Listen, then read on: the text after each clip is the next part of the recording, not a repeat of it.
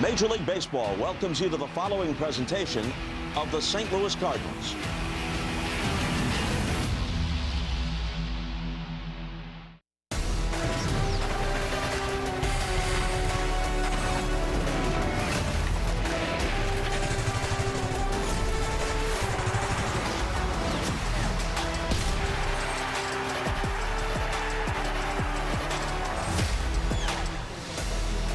St. Louis Cardinals baseball on Cardinals TV is powered by MLB. It's great to be back in baseball heaven. Busch Stadium, the site of a three-game series. The homestanding Cardinals take on the Seattle Mariners here on a beautiful night for baseball. Hi again, friends. Brad Thompson, Chip Carey, Jim Hayes coming along in just a moment. Great to be home partner. The Cardinals had a 4-2 road trip, but now the real challenge begins with Seattle. 17 games, 17 days against 4 playoff opponents. Look, it is going to be a challenge. One thing that I've loved about this club to this point, though, Chip, they win in different ways. It's not always one guy you're leaning on. It's not always just the offense, just the pitching, or just the defense. They figure out different ways to win games. They're going to have to get creative in this 17-game stretch. Because the Seattle Mariners, opponent number 1 in this stretch, boy, can they pitch. Here are your Budweiser What's on Tap pitching matchups for the series. I mean, look at the ERAs that they're rolling out there. This is going to be a test on all sides. Kirby, Wu, and Hancock against Palante, Liberatore, and McGreevy in the finale.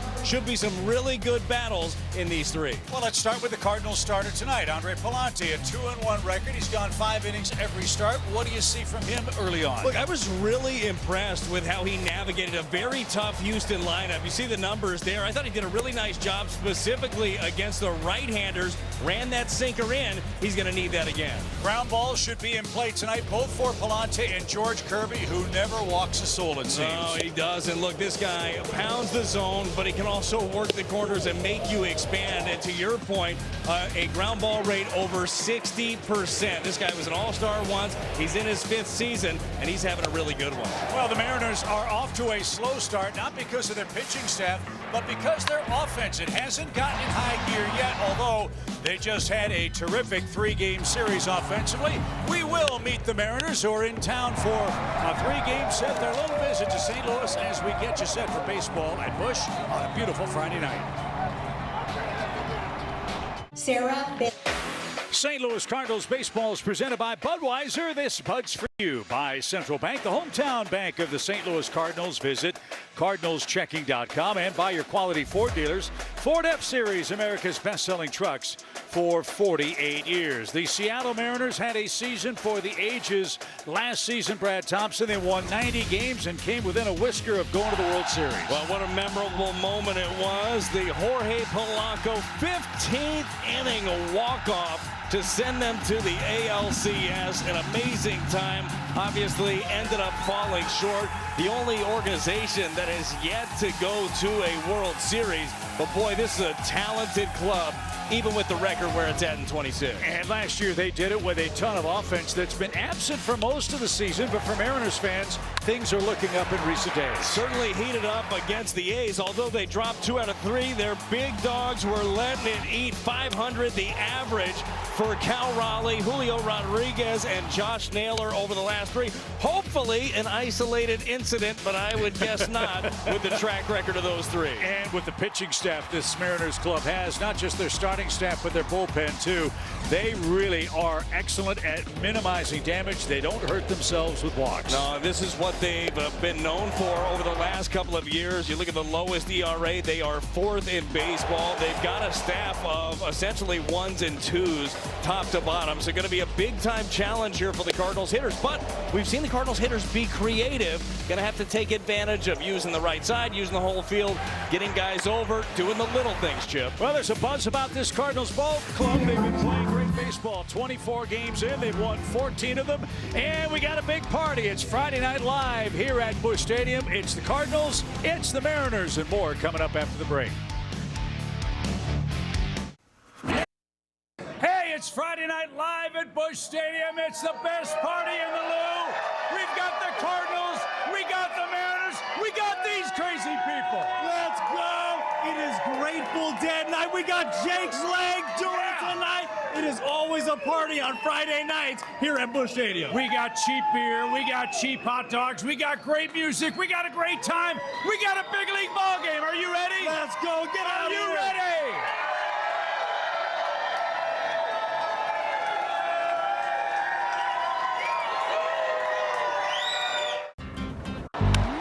Well, it's nice to be playing in the great outdoors after 2 series in a can in Miami and in Houston. Beautiful night in St. Louis.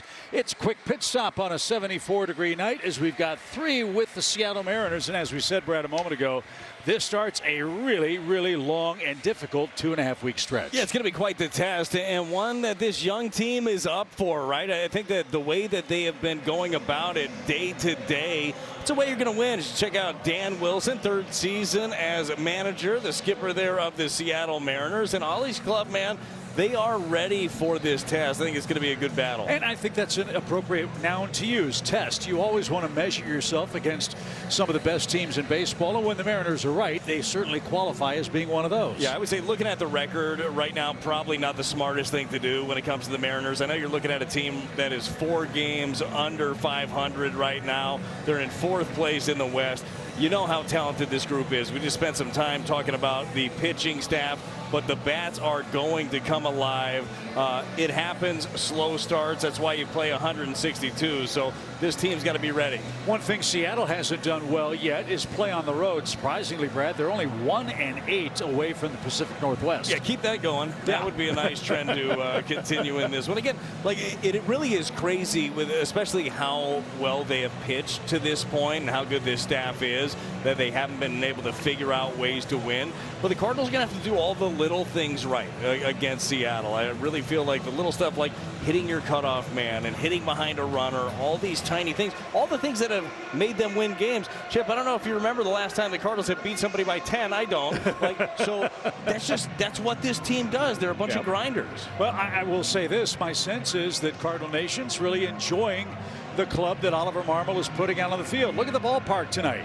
There are a lot of people here. Yes, it's Friday night. Yes, there's a lot going on at Busch Stadium, but everyone we talked to before the game, at least I did, is really excited about what this young team is doing, albeit in a very small sample size. Everybody knew coming in what this was going to be. It was going to be a young team that had an opportunity to prove themselves, and I think that they've proved themselves not only to their manager and to their organization, obviously a whole lot of baseball left here, to play, but proving themselves to this fan base that they're going to play hard, that you should come out here, you should support these guys if you can, or watching every single night. Like, these guys are putting it all out there on the line. I know that's something that Ollie is very proud of. Well, at long last, Andre Pallante is ready to go.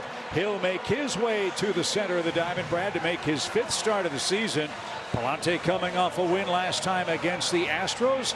He starts action 2-1 with an ERA slightly over 4. Well, the hope is here for Pallante again against what should be a pretty tough offense. Still be aggressive, working on getting ahead. You want to be able to work around the walks. You look at the overall numbers, the 11 walks, 12 Ks, not exactly where you want that ratio to be. Now, there are going to be times with a base open, you'll pitch around a guy. Here's a look at the arsenal. The way that Pallante is going about it, using the slider more than anything. The 4-seam sinker, knuckle curve, and he shows just enough of that split finger to keep some of these left-handers honest. If there's been trouble for Andre, it's been in the 1st inning against the Seattle staff. You don't want to play from behind, so I would imagine, Brad, that's going to be a point of emphasis for Pallante. The ball's going to be on the ground, so 2 Gold Glovers on the left side of the infield, and Urias and Mason Wynn, Weatherholt and Burleson on the right side, Ivan Herrera behind the plate, and Nathan Church gets the start in center field. The Cardinals giving Victor Scott some time in the old hit lab to try to get his offensive game back on track. Nathan Church had a nice road trip for St. Louis, both in the field and at the plate. I really did. You know that he's one of the best defenders, actually rated the best defender in the Cardinals organization over the last couple of years. He's got a cannon for an arm, great instincts, goes and gets it. And to your point, he was swinging at 5 for 16 on the trip, hit a home run as well. So a well-earned opportunity in center here for Church. 5 lefties, 1 switch hitter in the lineup for Seattle.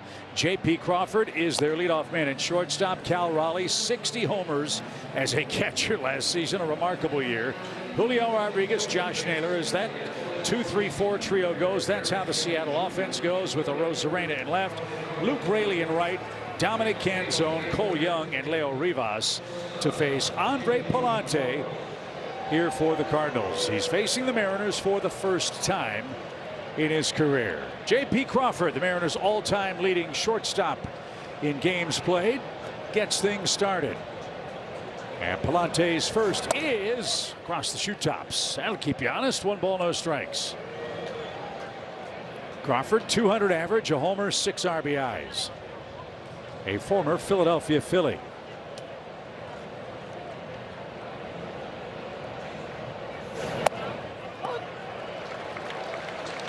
Edwin Moscoso has balls and strikes. Vic Carapazza at first, John Bacon the umpire at second, and Hunter Wendelstedt is our umpire down the third baseline tonight.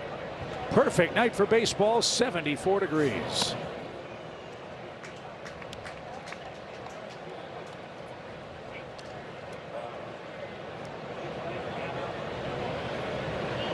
Crawford, 14 strikeouts, just 3 walks. He wants to swing the bat, but takes strike 2.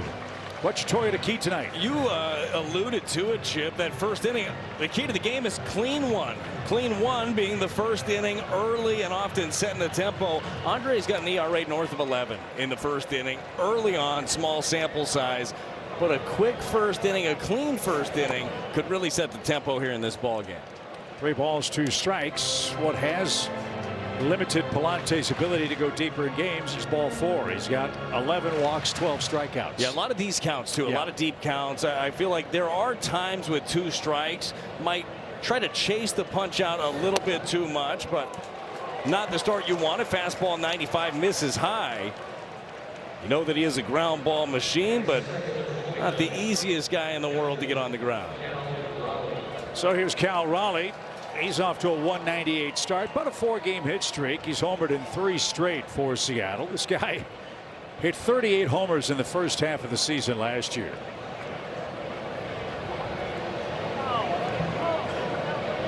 But you get him on the ground, you figure with his speed you might get 2 out. And a good way to start, Steve Reich 1. Raleigh has struck out 33 times and has walked just 12 times. There is some swing and miss up and down this lineup for the Mariners, who had her play as a club hitting .226 as a team. Good pitch, 0-2. Well, he's taking 2 fastballs middle. Tells you he's looking for a little something else. Those 2 on the inner half. I think you could even go back in there up above the zone.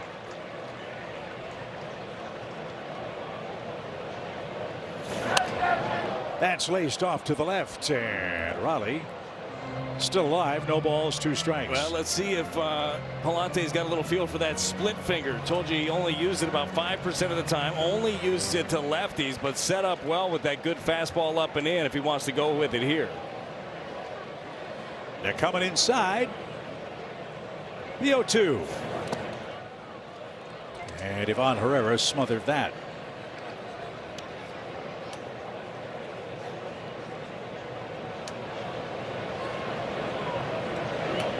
Raleigh 33 strikeouts, 101 at bats. Too much swing and miss.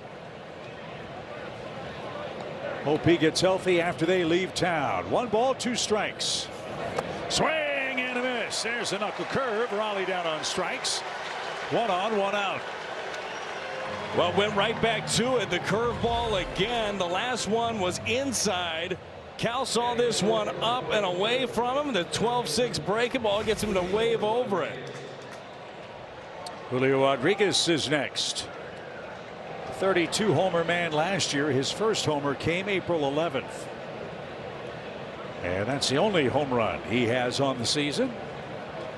But he's reached base in 19 straight games. That's tied for first in the American League this year. Of course, Shohei Ohtani's long on-base streak came to an end for the Dodgers at 54 games the other day.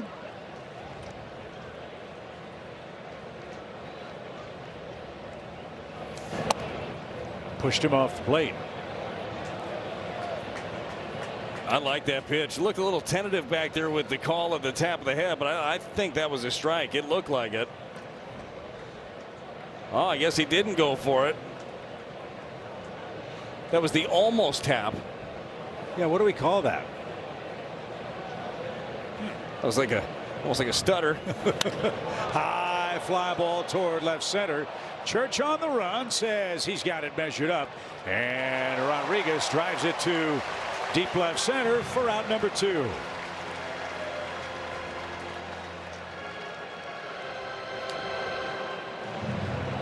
Josh Naylor is next. Of this trio of Raleigh, Rodriguez, and Naylor, it's Josh that's the hottest.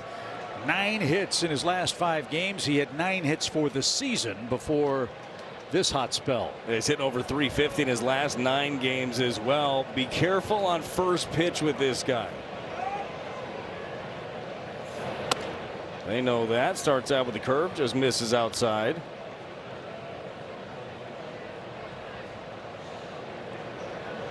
This guy was a huge difference maker for Seattle in their playoff run last year.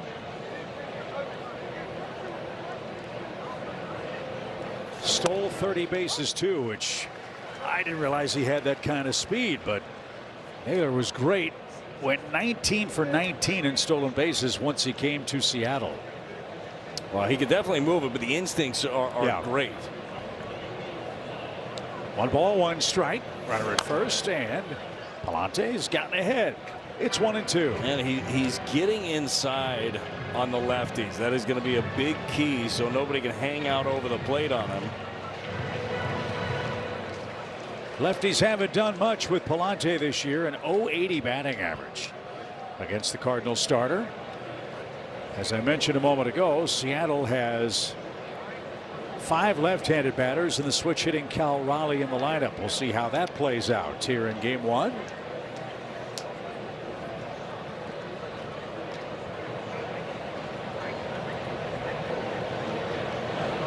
Long pause and a swing and a miss. It's clean first inning for Andre Palante. A leadoff walk, yes, but a couple of first inning punch-outs puts a smile on every Cardinals face. Now we send J.J. Weatherholt, Ivan Herrera, and Alec Burleson into the fray. It's game 1, Cardinals and Mariners.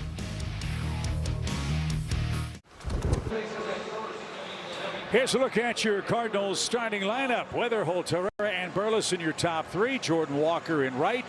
Then it's Nolan Gorman, the DH, Wynn, Nathan Church, Ramon Urias, and Jose Fermin coming up. Don't look for ball 4 against this guy. George Kirby is a terrific right-hander. Yeah, it's kind of a fine line here against Kirby, who you know gets strike 1 a lot. Are you aggressive early? Do you try to pounce before he gets you to 2 strikes? We'll see the approach here. Take a look at the pitch arsenal here for George Kirby. Uses that 4-seam, averages almost 97. Slider, sinker, knuckle curve, changeup, and cutter. And as we told you, he is on the ground a lot. 62%. That's the highest mark in the league. High pop toward left, and Arozarena gallops over and squeezes that. And J.J. Weatherholt is retired to start the game. Ivan Herrera next. Here's a look at the Seattle defense. It's a good one. Arozarena, Rodriguez, and Raley left to right in the outfield. Cal Raleigh, a Gold Glover. J.P. Crawford is one as well at shortstop. We'll get our first look at Cole Young and Leo Rivas. Of course, the other storyline disappointing for Cardinals fans. Brendan Donovan is injured, didn't make the trip to St. Louis as he nurses a sore hip. Yeah, it is disappointing. Cardinal fans would have loved to give him the ovation. I'm sure for Donnie that would have been a special one. I'm sure for Dan Wilson, their skipper, that's a tough loss as well. This is one of those pieces that seems to fit into this roster very well. We hope he heals up quickly. And Herrera gets hit on the hand again. He's now been hit 4 times in the last 7 games. So a free base runner. Herrera will take that. He's aboard with 1 out. Well, luckily it didn't look like it hurt him too bad. This sinker running in the hands at 98 miles an hour. Couldn't have felt good, but took it like a champ over there.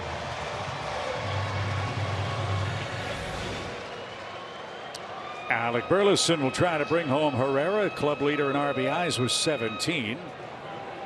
3 homers, including 1 on the road trip.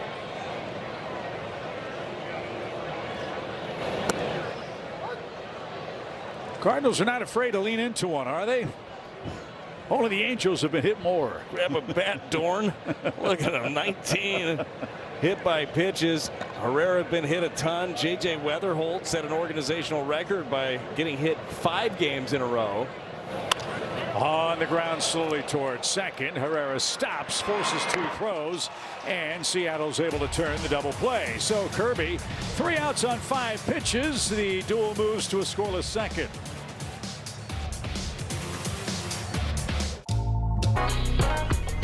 No score. Mason Wynn loves playing shortstop. He absolutely loves playing there. Andre Palante gets a lot of ground balls. Mason says it's a perfect fit. It's amazing. You know, I was joking around with JoJo, like I wish I could get 27 outs a game. Like that's kind of that'd be my dream game. But yeah, playing behind a guy like Palante, you know I'm going to get a lot of work. There's going to be a lot of ground balls, so you know we're going to have a lot of work cut out for us, and you know that's just why we take extra ground balls before the game, just to be prepared. Wynn, by the way, leads all major league shortstops in range factor, which is one of the many defensive metrics. Guys, the more balls hit to Mason, the better it is for the Cardinals. That makes a lot of sense. He's a Gold Glover, and he and Arias hope to be busy with Palante here in Game 1 of the series. Palante struck out 2 of the first 4 hitters he saw in the opening inning. He starts the second with Randy Arozarena.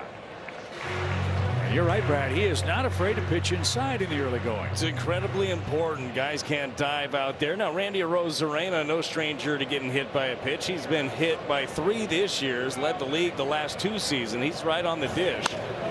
That hangs and is whacked into right center field. Walker over to cut it off. He can. Stumbles a bit, but Arozarena stands in at second with a leadoff double. So his 7th 2-bagger of the year.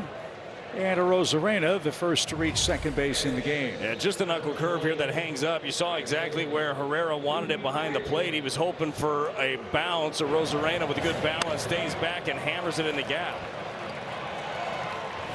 So Seattle, a chance with a runner in scoring position. Brad, if you had to pick one stat that's been a problem, that would be one of them, I think. It probably is indicative of their record, right? 210's the average. That's 28th in baseball, and they've struggled even more over the last 6. 167 the average. Luke Raley's the right fielder. He's gotten hot over the last 15 games. A conversation with Hall of Famer Edgar Martinez got him straightened out, we're told. And Raley, 5 homers, 13 driven in.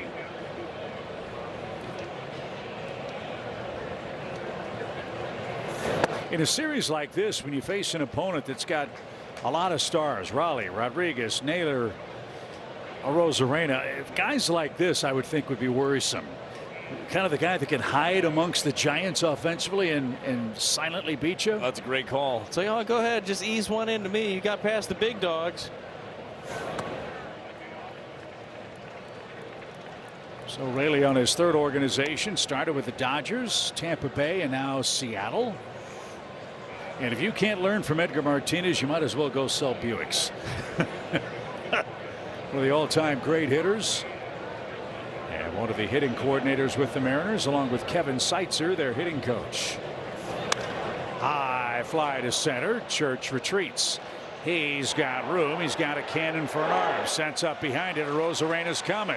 Here comes a throw. It's on target, but late. So Raley advances Arozarena. He's 90 feet away with 1 out. Score big on authentic gear at MLBshop.com. From official jerseys and memorabilia to hats and hoodies, we've got the season covered. Visit MLBshop.com/Cardinals, the official source for your Cardinals gear. Dominic Canzone is the Seattle designated hitter. Infield comes in for the Cardinals. Canzone made an impression with a couple of homers on opening day. That accounts for 2 of his 3 long balls on the season. A bit hotter as of late, too. Last 11, hitting over 300 for him.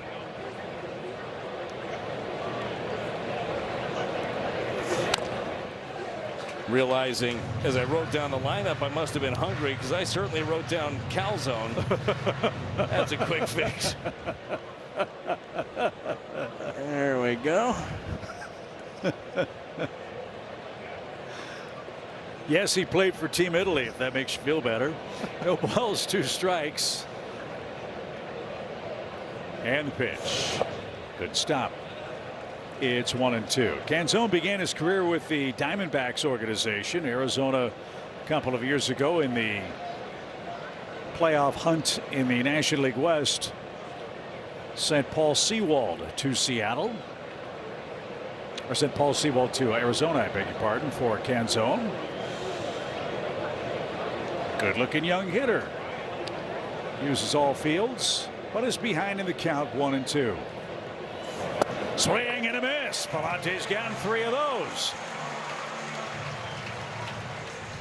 Now the infield can back up. Well, his breaking stuff has been solid all season. Chevy pitch track just ties up the lefty. Good tight slider in, mimics the fastball, and then dives off the table to get Canzone. That brings up Cole Young, our first look at him, a first-round pick by the Mariners in 2022. An excellent defender. And he jumps on the first pitch and makes it 1-0.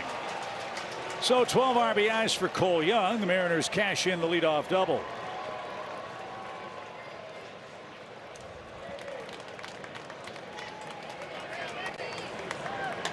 Well, Cole Young not wasting any time. 96 up in the zone here, just jumps on him.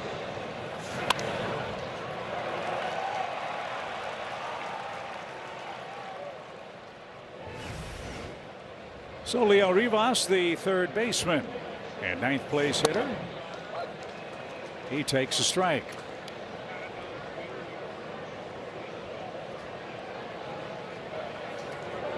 Rivas gets the start at third in place of Brandon Donovan. The pitch in the air to center. Church read that well and puts that away to retire the side. Double, single, 1-0 Mariners. Jordan Walker leads off in the second inning. So I hammer the road. You've seen the patch on every Cardinals jersey. That's Stifel, one of America's fastest growing wealth management and investment banking firms, proudly rooted in St. Louis. It's a partnership built on excellence. Home second, Jordan Walker leads off against George Kirby. Walker second in our league in homers with 8 of them.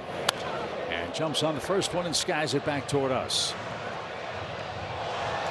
Walker cooled a bit on the road trip, 4 for 20 at the plate. There was a little more swing and miss that we saw during his torrid stretch. Yeah, 10 strikeouts in that 4 for 20. So obviously something that he would like to clean up a little bit. Some of it was just swing decisions. Some of those breaking balls outside the zone.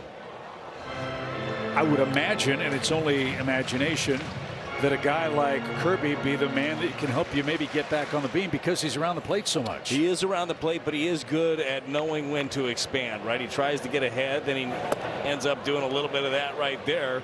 Good chance you'll see some more of it. That wasn't what I had in mind. 1 ball, 2 strikes. Well, maybe he'll back this one up for you. So he hit a double in that right center gap.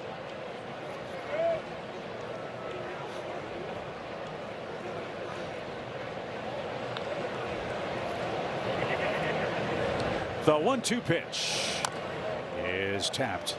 Foul at the plate. Walker, Gorman, and Mason Wynn coming up. Mason's got a nice hit streak working. We'll see if he can extend that against the pride of Elon University, George Kirby. Elon, just outside of Greensboro, North Carolina. Several big leaguers came from that school. The pitch, including John Brebbia, Ted Abernathy, and Greg Booker, to name just a few. Well, he's gone 3 sliders out there. I wonder if he'll try to work that sinker off the outer side, see if he can freeze Walker. Strike 3, couldn't pull the trigger, and Walker's retired on strikes. There is out number 1.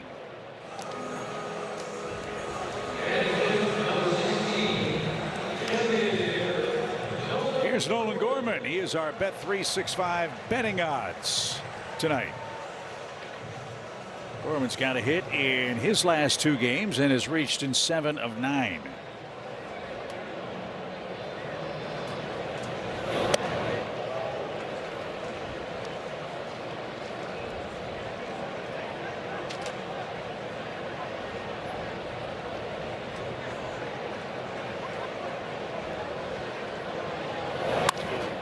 That's smoked into right center field for the first Cardinals hit. Nice job for Gorman. Let that ball travel, and he hit that with authority up the middle. Good to see him use the big part of the field. And now red hot Mason Wynn, our Hyundai in the driver's seat feature, is coming up. Yeah, Mason over the last 8 games, he has been solid, hitting for average, 5 extra base hit, drove in 8. What a nice homecoming it was for him against the Astros. Ended up driving in 7 in that series. Hopefully signs of things to come here for Mason Wynn. What's been fun about Mason is it's not just a hit here or there, it's multi-hit games during this hot streak. He's done that 3 consecutive times. Now, Kirby is going to make you beat him the other way, though. If he comes into you, it's going to be in off the plate.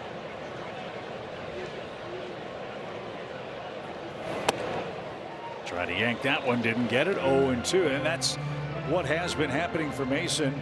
He's getting his hits, but everything's pull side. Yeah, when you go back and just look, the pitches are middle or middle in, which is great. Take advantage of what the opposition is giving you, but especially now with 2 strikes, you're really looking to that right side, and you've got Young shaded up the middle. Bit of a hole there with 2. Short lead at first, and the pitch. Nice handle on a short hop by Cal Raleigh.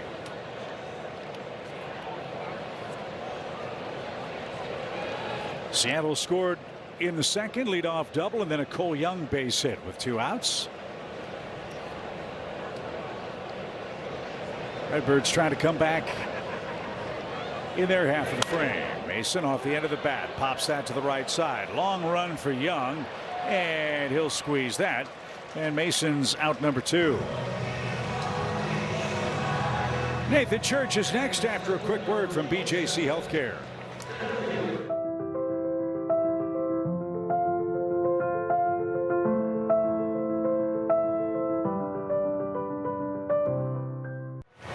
Well, let's see if Nathan can hit his first home run in Busch Stadium. All of his homers have come on the road as a big league player. He's got hits in 5 of his last 6 games. And out of play, foul. Church gets the start today. Let's be honest, it's been a rough go for Victor Scott at the plate over the last couple of weeks. Sometimes you just have to dig into work days, and that's exactly what they're doing. We've seen Vic struggling with spin. He's getting attacked with a lot of that. Just trying to figure a few things out. Know how effective and how dangerous that guy can be when he's right.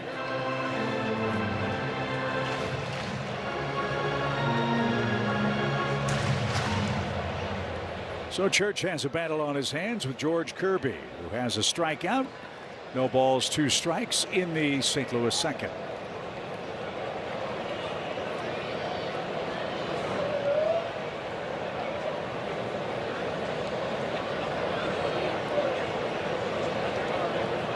Mason, JJ, and Vic talking it over in this 1-0 game. And the pitch.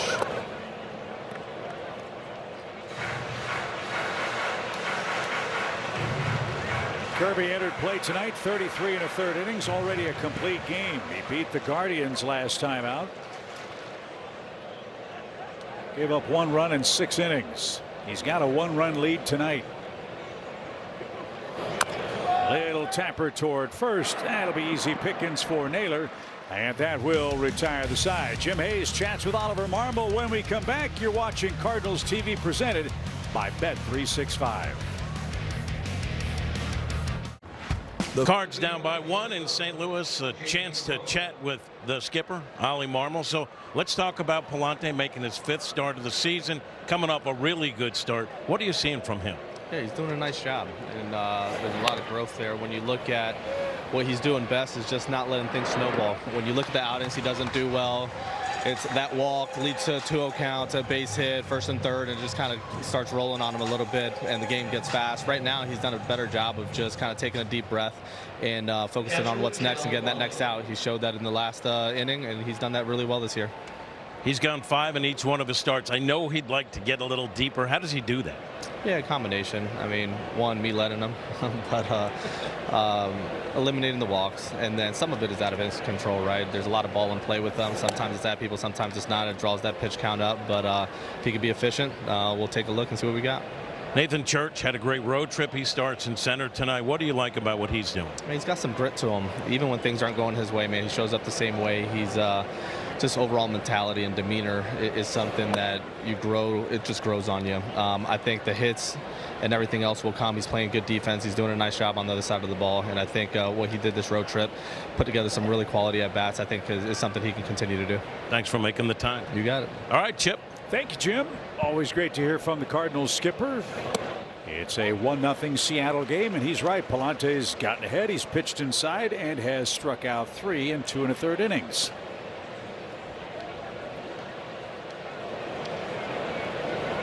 Great to get him through 6 innings tonight as Raleigh digs in and takes another strike. He swung and missed his first time up. And he has certainly been looking for something else. He's taken a few fastballs in the strike zone. Did get him to wave at a curveball in that first at bat. He went back to back. First curveball was down and in. The next one was away from him on the plate. Got him to swing over it.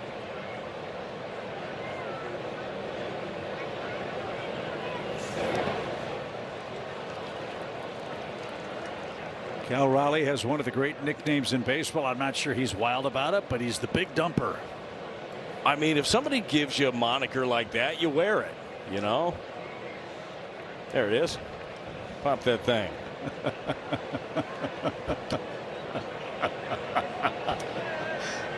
The 3-2 pitch is hitting the air toward left. And Fermin's going to catch that for out number 2. We need more nicknames in the game. Yeah, we do. And honestly, Chip, I think that's on us. Yep. All right, go ahead. You talk. Go ahead. Give somebody a nickname tonight. Oh. Doesn't have to be right this second. Yeah, thanks. We just come up with something. Let me think about it. I'll work on something for later in the series. Maybe it'll be one of our guys. Maybe it won't. Who knows? Got some ideas though. Well, the big calzone might be one. Yes, that's a layup. Some of the best nicknames start by mistakes. Well, of course, that would be one. Julio takes strike. He flied out his first time up. I mean, obviously the man, El Hombre, those are 2 great ones. The Big Hurt, Frank Thomas. The Kid with the Mariners here in town.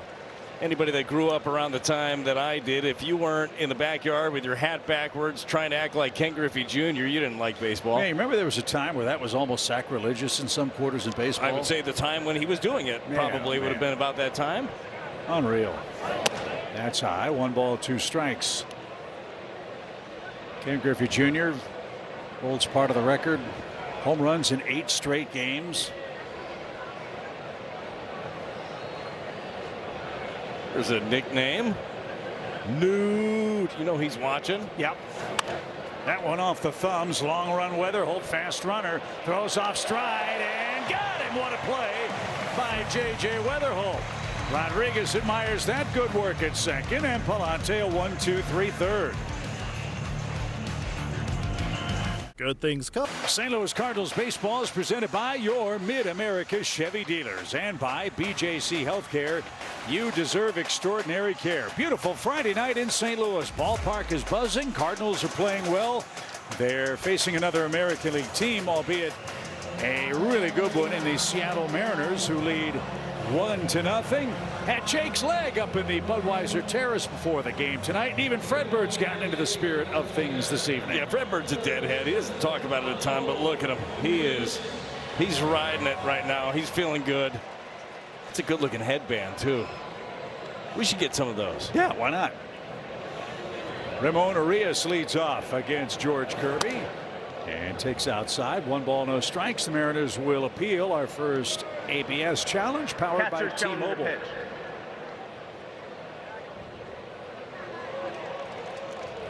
Call is overturned. Seattle retains the challenge. So the call is overturned. The Mariners keep their challenges. The first pitch is a strike. Arias at 186, a couple of homers and 5 RBIs. And a good rip there and fouled it straight back.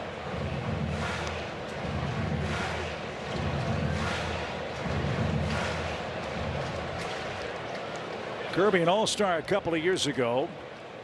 In 2023, we've mentioned a couple of times this guy's pinpoint control. First the pitch. In 2023, Brad, 190 and 2/3 innings. He walked 19 hitters. Jeez. That's amazing. It is. And he racks up his strikeouts. Right now, he's got the lowest strikeout rate of his career. It's still sitting at 21%. I mean, this guy is very, very good. And I wonder how much ABS has affected him in that regard. He's walked all of 8 guys already in his first 33. That's a lot by his standards. 1-2 pitch is on the ground towards second. Young's got it, and his flip to first is in time. 4th ground ball out for Kirby. Urias tried to do the right thing, but couldn't poke it into right. And that's the scene at the Bud Terrace earlier today. It was rocking, it was rolling, it was a lot of fun seeing everybody having a good time. Dude, Jake's leg, you want to talk about a following. These guys packed the house. I mean, that was a lot of fun. We so rudely interrupted one of their sets to do our open, and look, the fans, they played along, okay? They love you. You grabbed the mic and you were good to go, Chip. But had we messed that up and had to do 2 takes, oh, that would not have been good. Booed off stage because Jake's leg is bringing the party out there. What a good time. They do such a fantastic job. I don't remember what song we interrupted. Do you? I know you're a big Grateful Dead fan. Was it Truckin'? Could have been. Might have been. It was a long song. I know that. They mostly are, aren't they? I think so. What a thing. Way outside for Fermin, and I've got a nickname. Thought of one. You did? Yep. You ready? For who? Fermin. Okay. Joey Chicklets. Joey Chicklets. All right. Always smiling. All right, let's see if it sticks. It won't. Here's the thing. Do we ask the player if they like their nickname, or do we just keep doing it until they approach us? I think we know better. We just keep saying something until like somebody's family's like, why is he calling you Joey Chicklets? Yeah. And it could be shortened. Just could be Chicklets if we wanted to. Yeah. Just throwing it out there for consideration. The pitch is in the air to right. And Rayleigh has plenty of room. He'll squeeze that. 2 are out. And back to the top of the order. The Grand Slam ticket package is back at the Marriott St. Louis Grand. Get a great room for a great price that includes 2 Cardinals tickets, food and beverage credit, and a whole lot more. All the info at MarriottStLouisGrand.com.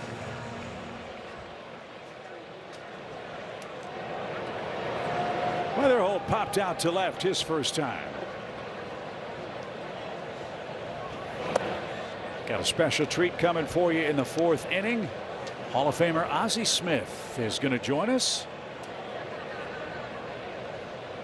Talk about a perk of the job. Spending time with Ozzie Smith is at the top of the list. The pitch.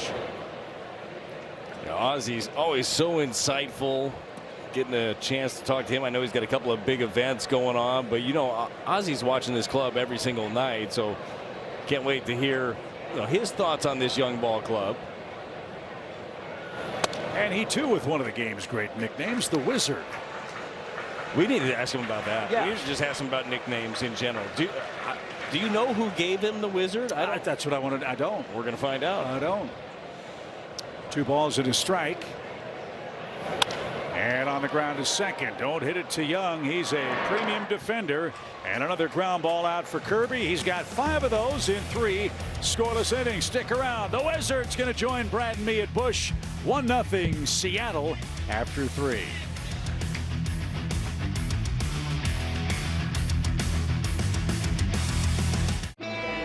We head to the 4th. Mariners lead the Cardinals 1-0. Chip and Brad with you, and we're joined, of course, by one of the greats of all time, the one and only Ozzie Smith. Great to see you, man. Great to see you guys.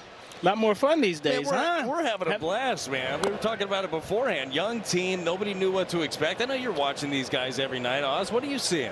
Well, I'm seeing excitement. I'm seeing guys that they're learning on the fly, and as is the case with all teams. You know, you can never have enough pitching. You know, so you know if they get good pitching, good offensive team, they play good defense, it'll be fun. It's like people are starting to catch on too. Yeah, I was saying that there's a buzz in the ballpark tonight, which is always fun. That's it's nice to see, and it's been fun watching them, man.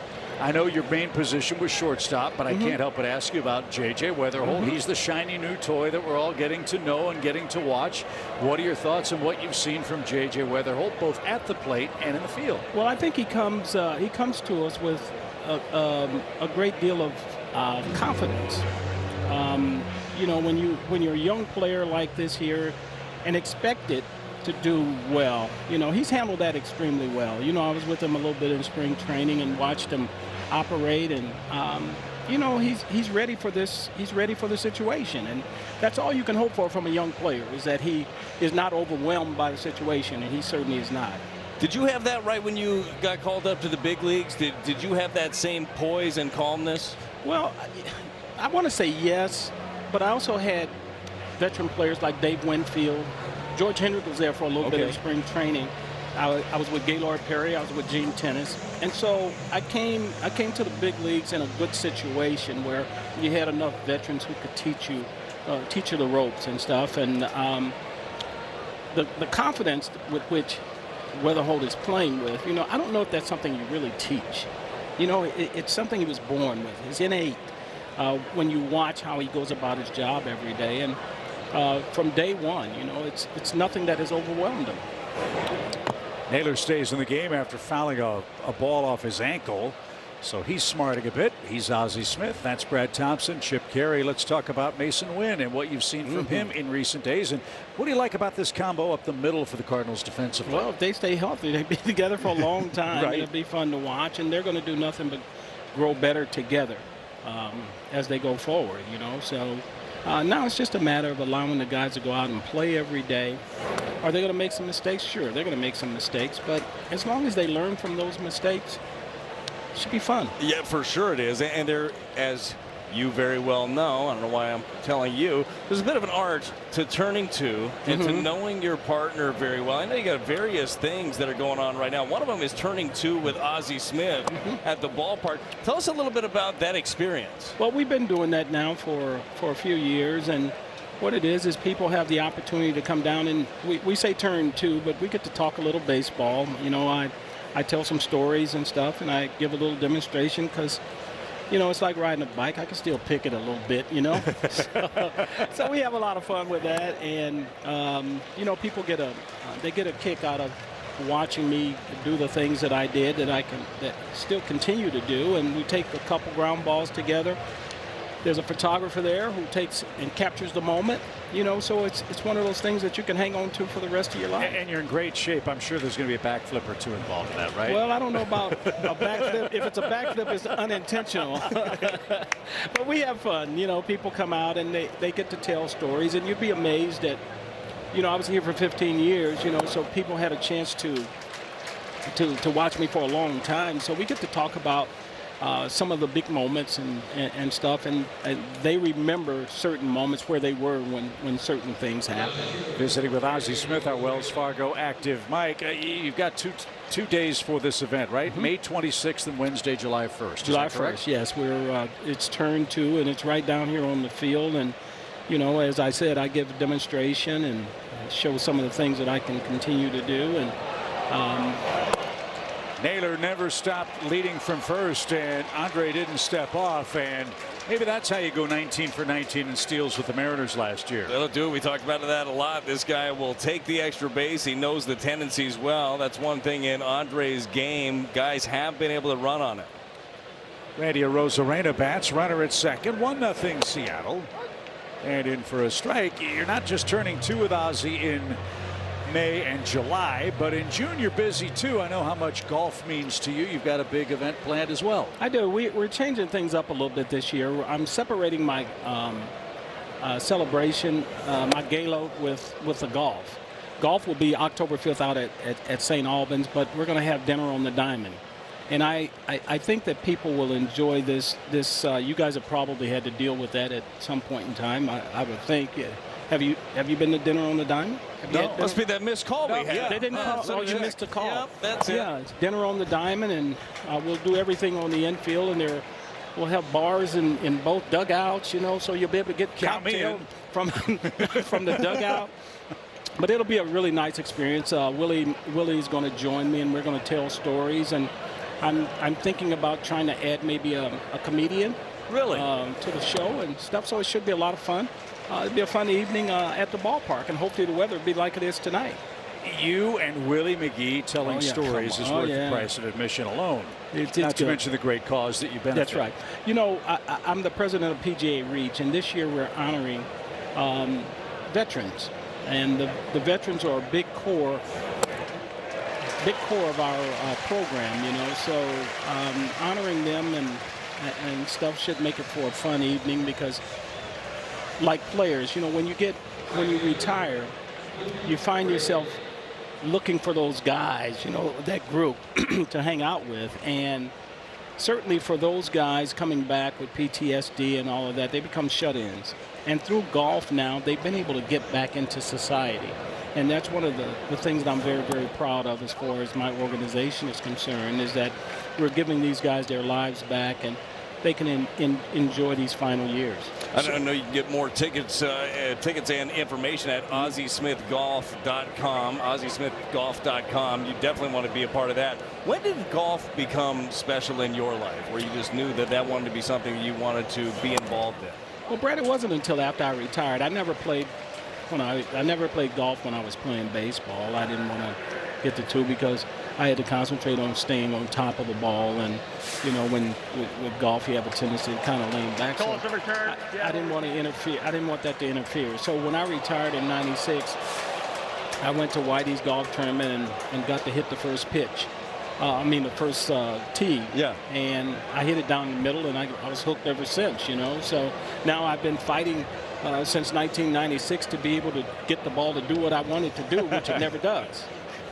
Nothing like choosing a lifetime of frustration for your recreation, right? It is, yeah. For all of us, though, you know, we look for that thing to fill that competitive void in our life, and golf does that for all of us. And that's why we gravitate to it, because we know that we'll never perfect it, but it's the challenge of trying to get to a point of respectability. Yeah, I don't think I've gotten there yet.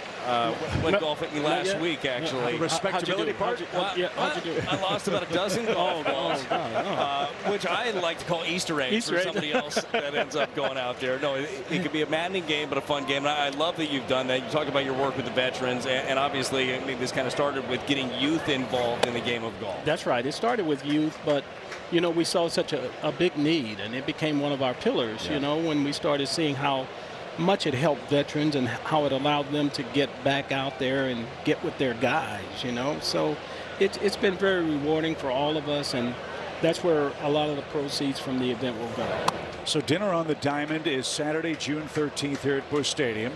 And then the Pro-Am Golf Tournament, the Ozzie and Friends Pro-Am, is October 5th at St. Albans. At St. Albans, yes. Nice track, huh? Beautiful tracks. Two beautiful tracks out there. And I play most of my golf at Boone Valley and St. Albans.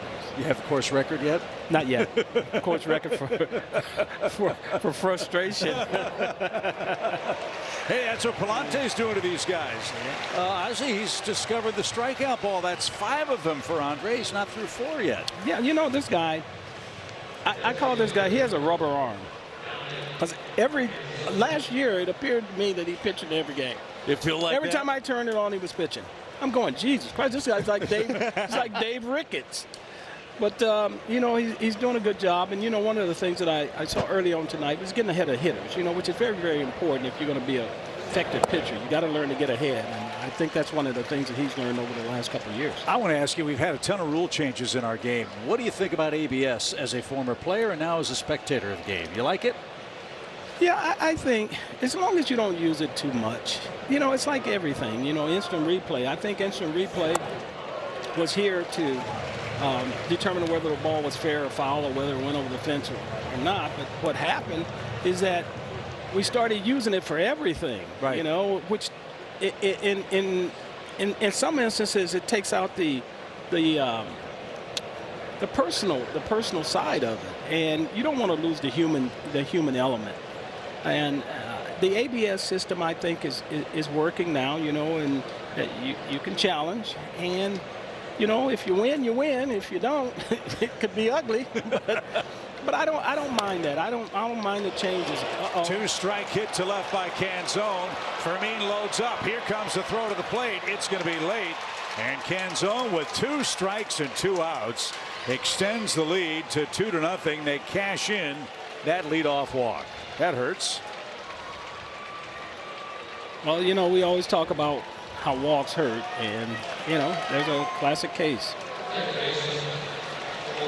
We were talking earlier, and I know we talked off air about this, about we need to give guys more nicknames. Obviously, Wizard is one of the best ones. I know you don't remember exactly who gave you that moniker. Do you remember when that started for you? It was in San Diego, and I think it was because of the play. And talk about nicknames, my real name, and I probably shouldn't say this, is Osborne. That doesn't sound right in baseball. I think it sounds great. Osborne. No, that doesn't sound right. So it's shortened to Oz, right? And so I think that was with the type of plays that I made, especially with bare hand play in San Diego, and the Wizard of Oz and all of the magic that goes on in that. I think that's how that was connected, and I've been stuck with it. Well, for the young fans who are watching the game tonight, break out the Google machine and type in Ozzie Smith robs Jeff Burroughs in San Diego. It is one of the most remarkable defensive plays you'll ever see. If I remember correctly, you're diving to your left, the ball hits something, a rock or something, and it ricocheted to your right shoulder while you're diving, right? And people ask me, that's not something you practice. No. You know, it's just one of those situations where my glove hand was gone. So the only way for me to get it was to reach up with my bare hand, which it stuck in my hand. I was able to scramble to my feet and throw the guy out at first base. I had a lot of hair then too. Oh boy, look good. Oh, it was amazing. But it stuck in my hand, and I was able to scramble to my feet and throw the Jeff Burroughs out at first base, and I was on the map. And Jeff Burroughs kicked you off his Christmas card list. That's There it right. is, one of the greatest plays of all time from one of the greatest of all time, Ozzie Smith. Turn 2 with Ozzie, May 26th and July 1st here at Busch. Always great to have the Wizard Ozzie Smith in the booth. For more information on Turn 2 with Ozzie, there are your dates, May 26th or Wednesday, July 1st. It's going to be a whole lot of fun. Participants get a pre-signed baseball and a voucher for 2 tickets to a future Cardinals game as well, and a memory for a lifetime. Get a picture with him turning 2 with Ozzie. Are you kidding me? I've had the great opportunity over the last couple of years to be at, whether it's fantasy camps or different events with Ozzie, where he's talking about the position with groups. I mean, it is an amazing experience, something that you're definitely going to want to check out. So it's 2-0. Ivan Herrera is your batter. He's also our The Home Depot working on a win feature. Pretty good road trip. Pair of home runs. You knew the power was going to be coming for Herrera, starting to barrel up the baseball. He had been taking his walks. Got into that one, skies it toward Rodriguez in center. And he's got that with the turquoise glove. Herrera's retired. And 1 man out for Alec Burleson. Yeah, Herrera's hitting streak extended to 6 games. There was a scoring change down in Houston. A ball that was hit off their third baseman was changed from an error to a double. So that helped Herrera's streak stay alive. We'll see if he can improve on that here tonight. Burleson doubled up. His first time up. Mariners lead it 2-0. They play a lot of close games too. Already 9 games this year for Seattle decided by 1 run, and because their offense, Brad, struggled so mightily, they lost 6 of those first 9. Yeah, and really, again, with the players that they have offensively, you got a feeling that will turn. Hopefully the Cardinals are able to catch them while they're still idling. And despite being 4 under, they're only 2.5 games out of first. The Rangers and Athletics at the top of the AL West. Dan Wilson, great catcher in his day for Lou Piniella and the Mariners. Now their skipper. And speaking of Lou Piniella, he's being honored tonight in Cincinnati. He's part of the Reds Hall of Fame class being inducted.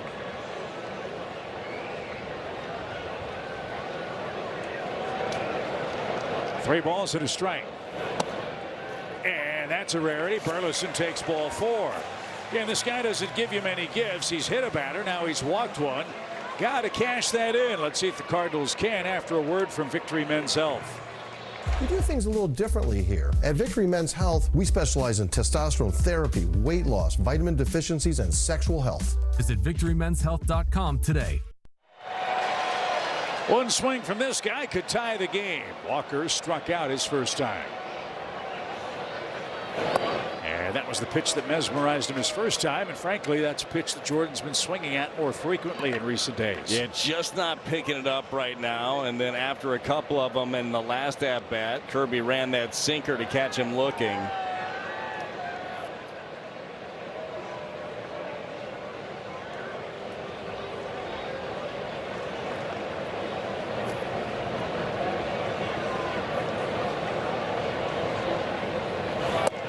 Yeah, there's a stat for everything in baseball. One thing to keep in mind with Kirby, you look at his splits. First 4 innings, Brad, he's almost unhittable. But after that, it might be a different story. Yeah, it could be. And I don't know if that is him tiring, whatever it is. But to your point, a sub-1 ERA innings 1 through 4. After that, he's got north of a 6. So maybe something that the Cardinals can look forward to.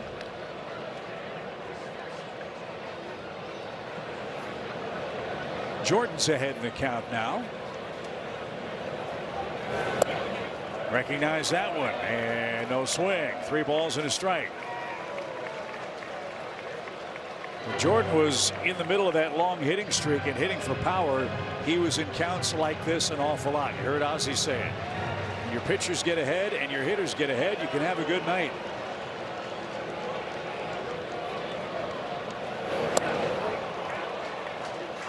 Full count.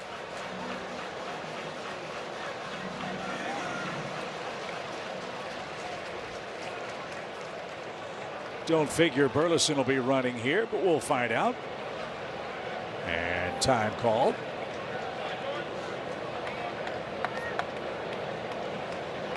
Well, again, right now, 3-2. He's gonna likely stay away. Can he drive something that direction? Stay back.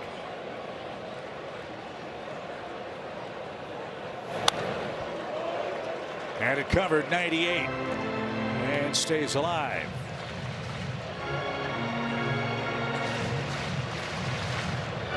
Pitch number 7 for Jordan. Kirby has given up 4 home runs on the season, including 1 last time out against the Guardians. And on the ground slowly toward third. Second base 1 and first way too late.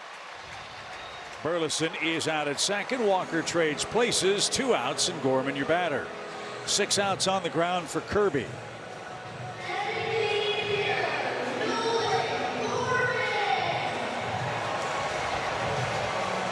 Gorman recorded the first hit for the Cardinals, a 2nd inning single with 1 out.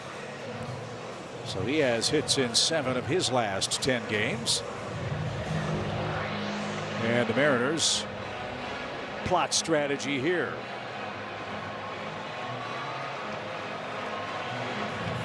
Sunday, May 3rd, when the Cardinals host the Dodgers, it's Asian American Pacific Islander Day. Fans with theme ticket take home an AAPI inspired Cardinals jersey. Get your details at cardinals.com/theme. That's right, the Dodgers part of this stretch of 17 games in 17 days. 3 with Seattle, then right back on the road to Pittsburgh for 4. Then a great homestand. We've got the Dodgers and the Brewers coming to town.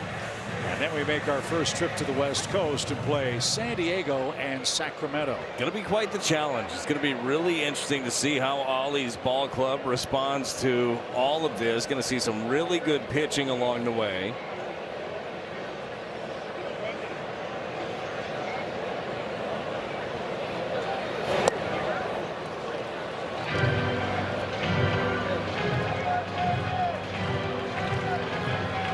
Rodriguez very deep in center. Raley very deep in right. A lot of room in the left center field gap and down the right field line.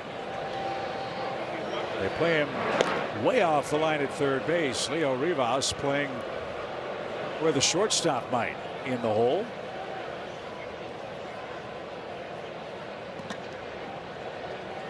Nolan lays down a bunt. He gets a hit.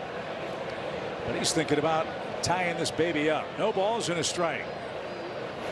Swing and a shot into the right field corner. Did he keep it fair? He did. That will bounce into the stands. That's a bad break.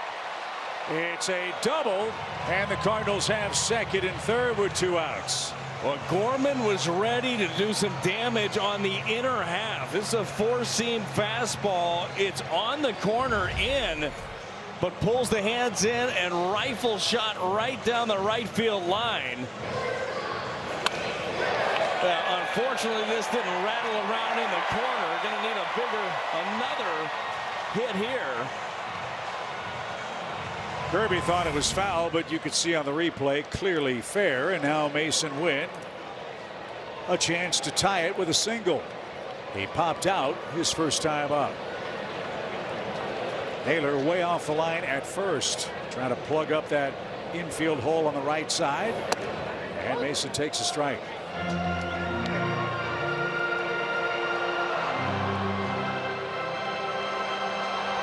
Rivas close to the line to third, where Wynn has guided a few extra base hits of late.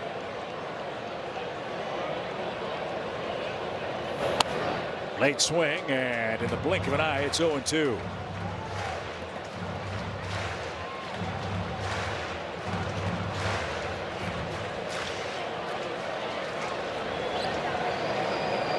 Now you got to protect. Young at second, slides a couple of steps to his left. For the Cardinals shortstop, who wants to think it over. They shade him toward right in the outfield too.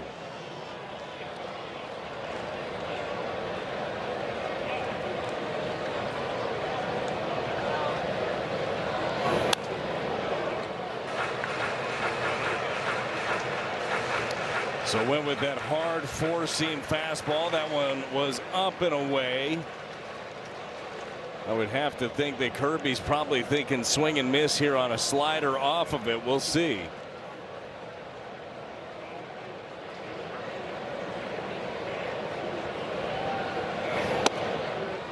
Good take.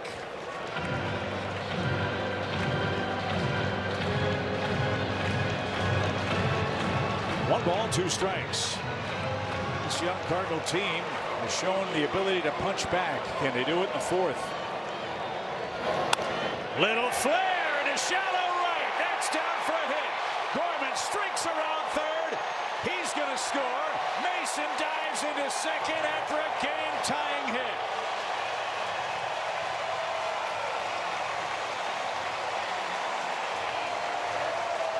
Chip, you just mentioned it, how resilient this group is. They've been able to come up with some big hits. It's a slider.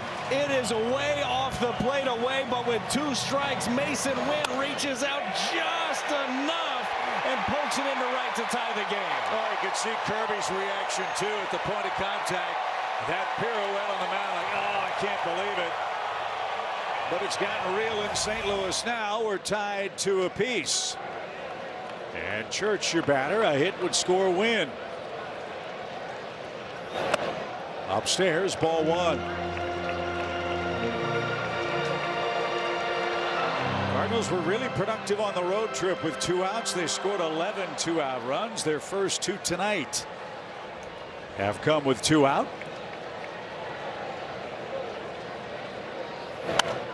And a flare toward left. Long run of Rosarena. He's still coming, but slowing now. He'll get there, and that will retire the side. The Cardinals do cash in that walk.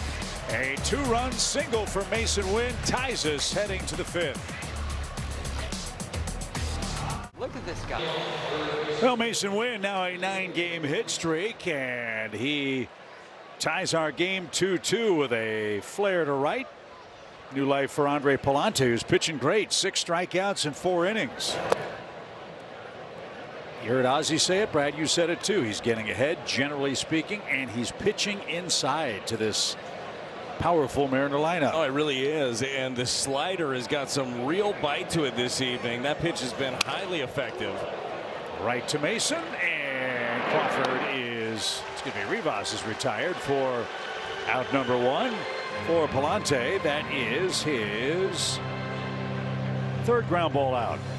So he's doing it unconventionally tonight. He's a ground ball guy too, but He entered with only 12 strikeouts. He's got a half a dozen in this game. Yeah, racking them up. And I think that oftentimes from some of the swings that you're seeing, or maybe even some of the no swings that you're seeing, pitching backwards well. These guys think that he's going to be coming with something, and he's been able to get ahead and stay ahead for the most part. Crawford's walked and bounced out. So JP is 0 for 1.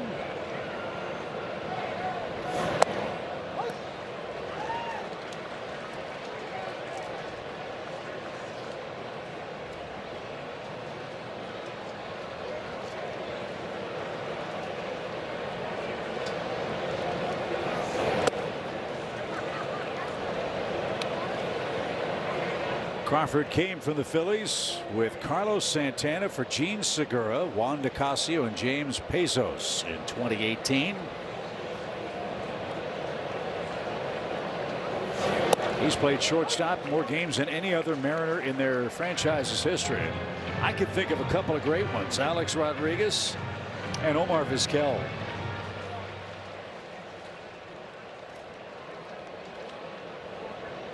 Two balls, two strikes. Swing and a miss. That's number 7 for Palante. Andre is racking them up right now, and the feel that he has for this pitch, whether it's to get back into a count or to get the swing and miss, had him out in front with that slider. 7 strikeouts now for Palante. That's a season high. Career high back in 24. 9 strikeouts. That was against the Pirates.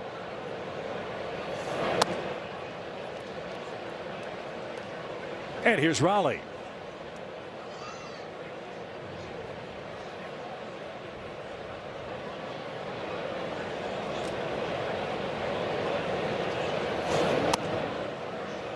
Two balls, no strikes. You imagine how this kid's life changed after the year that he had last season for Seattle? Pretty amazing, the numbers he was able to put up. And look, I'm sure very hard to live up to a season like that, but amazing. I mean, historical season, a magical run for Seattle, for their fans. Unfortunately for them, it fell a little bit short, but this guy did something special. Palante pitching him very carefully here with 2 outs. And that's 4-pitch walk. Third of the game for Palante. They work around him to face Julio Rodriguez. The Cardinals wrap up their series against Shohei Ohtani, Freddie Freeman, and the rest of the Dodgers Sunday, May 3rd. That day, fans take home a Cardinals blade collar shirt. Tickets at cardinals.com/promotions.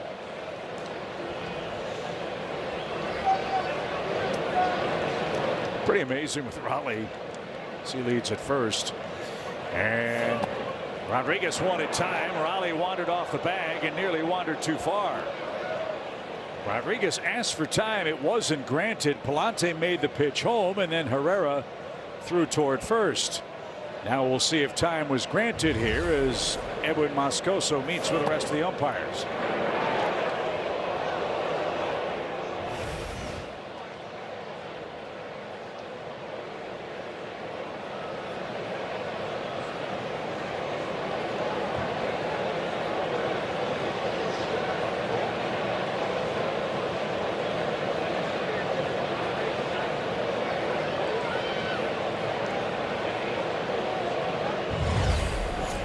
What a weird sequence.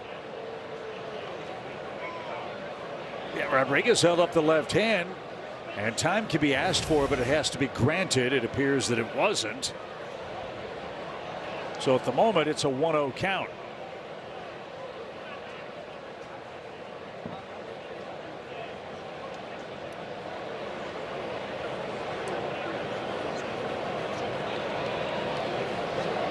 So Vic Carapazza explaining the scenario for Palante.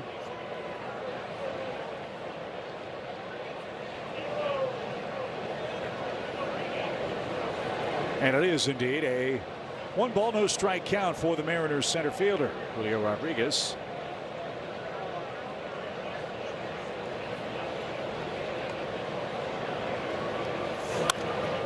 Out of play foul. Finish my point on Raleigh.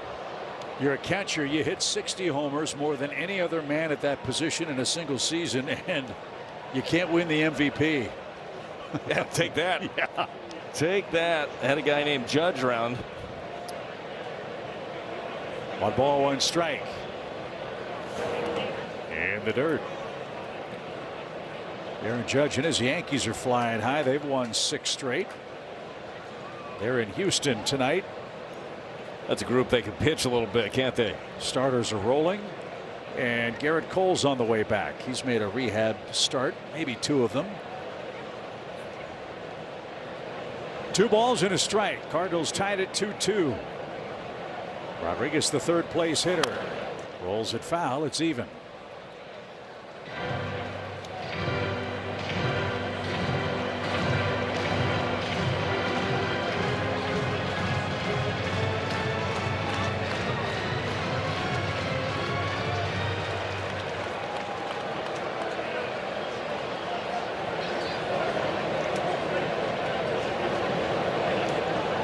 Palante's ready, and instead it goes to first. Talk all the time about the pitcher splits. First time, second time, third time through the order. Palante's an outlier. Most of his trouble comes the first time through the order. After that, he gets better, and he has again tonight. 2-2 in the dirt. That's blocked, but Raleigh got a good secondary jump. He'll move up on a wild pitch.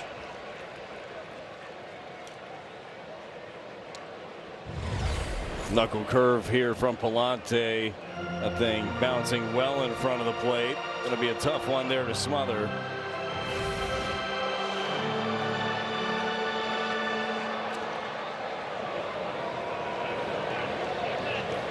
Full count. And time call. And Rodriguez jumps out of the batter's box that time to make sure.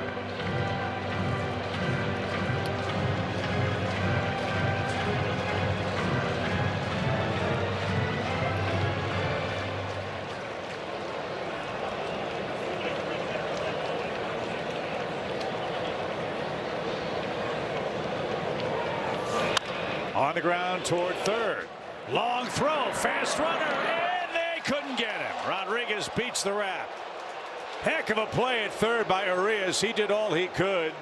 Let's see if the Cardinals take a look.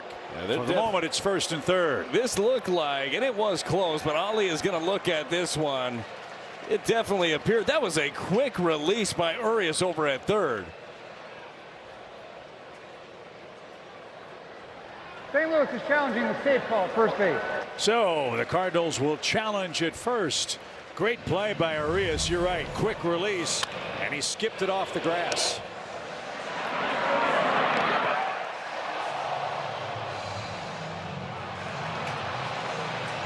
And he's going to be out. What a play. It was huge. Planted that right foot through a laser. The Cardinals know what's coming. They're walking off the field. They saw it on the big board.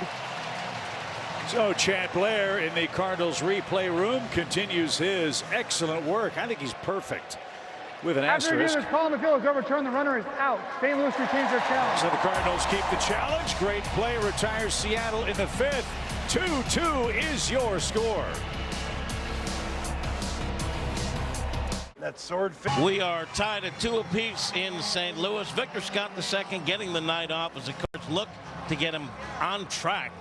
Brant Brown told me they had tried to flatten Victor's swing, but the change in body position had a negative impact on the way he made contact with the baseball.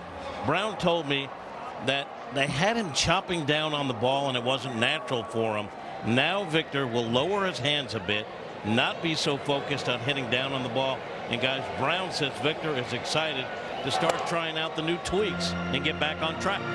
Well, look, it's all about adjustments at this level, right? And you know how much work Brant Brown, this staff puts into it. Obviously, on an individual level, every player is really digging in. Certainly the case for Vic, and maybe that allows him to just travel his hands in a more natural pace as this one is chopped to Crawford for the first out of the inning. But Chip, we know this. When that guy's out there, when he's getting on base, what a difference it makes for this offense. It's critically important for the Cardinals. When they were humming to start the season, he was bunting. He was creating havoc with his legs, catching everything in the outfield. But right now for Victor, the offense has gone cold, so maybe those adjustments, like those made by Walker, will get him going again. Joey Chicklets is up. I didn't forget. One ball, no strikes. It's going to catch on. Until it doesn't, you know. Flamine flat out his first time up. That was in the 3rd inning. So now we're at that juncture of the game, Brad, where we'll see if these splits continue for Kirby. You said and told us rightfully so there's a big drop off after the 4th inning. Yeah, well, you were right. First 4 innings. He's been great, although the Cardinals able to scratch out 2 in that 4th. But after the 4th, he's got an ERA of over 6. So we'll see what the Cardinals can do here. Little pop into shallow right. That is going to be caught by Raley, and he drops it. So Flamine gets a break. He's aboard with 1 out. Cardinals with a couple of sky balls to right. Both of them fall in for hits. Well, Raley had to go a long way to get to this. I thought he was going to be able to corral it. Just never quite got the handle on it.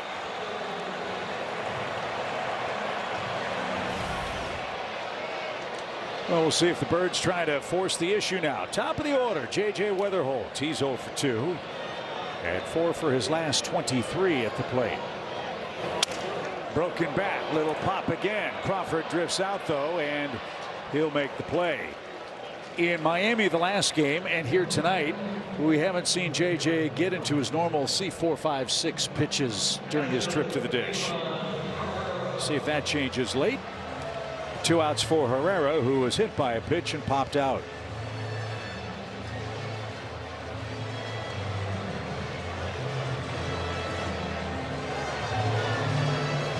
So Weatherholt 3 trips to the plate. He's seen 7 pitches. And as you said, that's the delicate balance. He's around the plate. That first one might be the best one you get. Oftentimes you are trying to pounce early. You don't want to get to that slider or any of the other junk that he's throwing. But that's oftentimes how a starter can add up some innings quickly. We actually saw that in the finale against the Marlins. Jansen Junk, another guy that is around the strike zone a lot. Cardinals try to jump early, hit into a lot of outs early in counts. Good rip by Herrera. Didn't get a sinker. It's a strike.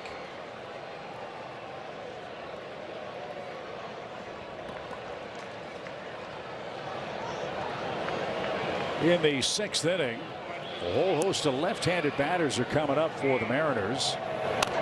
As this one tapped toward the hill, Kirby pounces and throws out Herrera, and the Cardinals are done in the 5th inning. Good game. Kirby and Palante tied 2-2. It's Cardinals.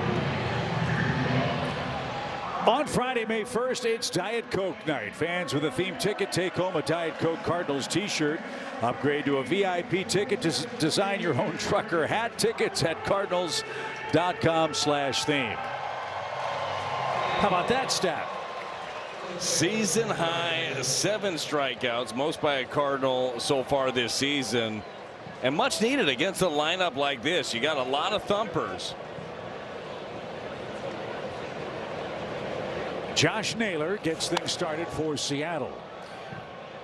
Justin Brule is up and throwing in the Cardinals bullpen in case Palante has any trouble here. You've got Naylor from the left side, Arozarena a righty, then 4 straight left-handed bats.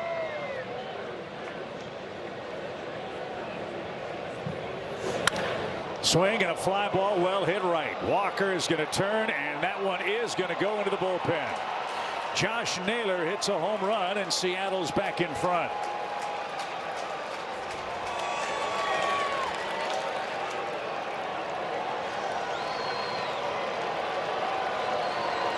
Only the 3rd home run Palante's allowed this year, but Brad, it was not a cheapie. No, it was a long shot, 418 feet off the bat of Naylor. We showed you the numbers earlier. He has been getting hot. Chevy pitch track, fastball down and in, right into the swing. Went in on the pitch prior, but it was elevated.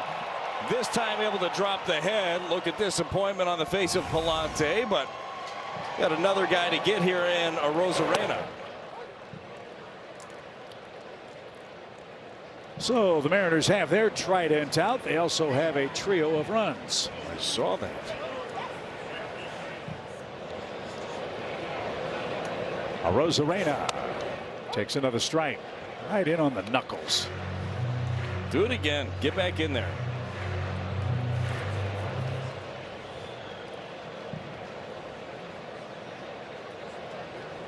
So nothing in 2. And nothing in 3. Strikeout number 8. 1 away from his high of 9. But this one is well located. Last time up for Arozarena. I'm sorry, first time up. He ended up leaving one over the plate. Then he doubled the other way. This time buried it. And that's going to be the last pitch of the game for Palante, who pitched a beauty.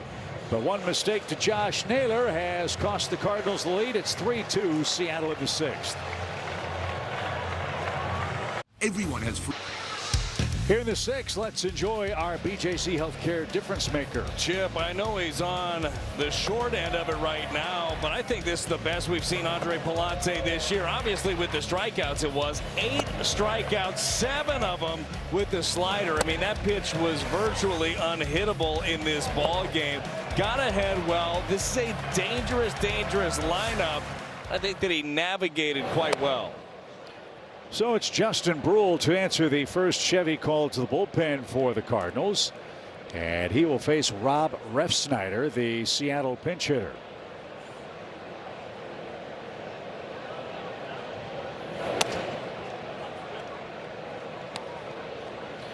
Here's what Justin's been up to this year.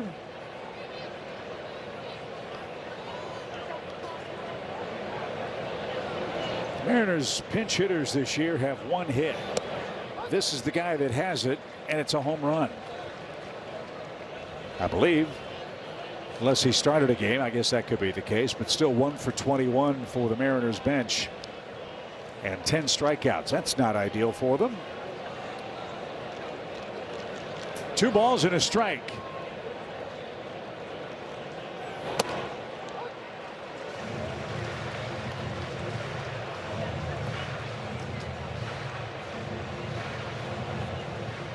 Refsnyder signed with Seattle a couple of days before Christmas last year. Spent the last several seasons with the Red Sox. Broke in with the Yankees in 2015.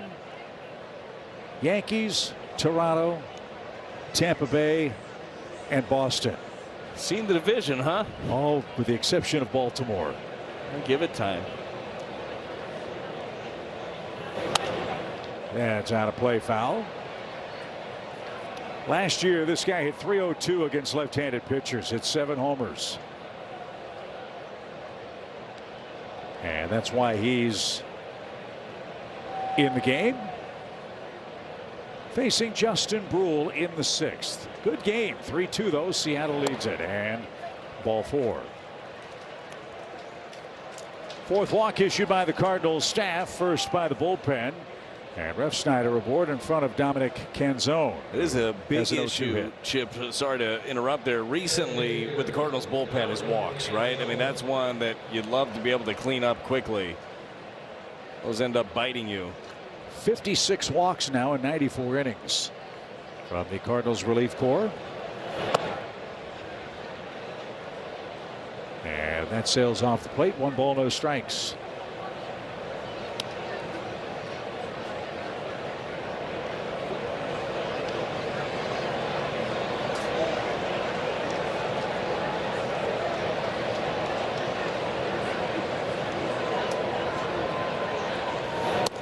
That's in for a strike to the big turnover. Is that what a calzone is? Kind of a. Okay. Yeah, kind of. It's basically a pizza folded in half. Yeah. Maybe to seal the edge.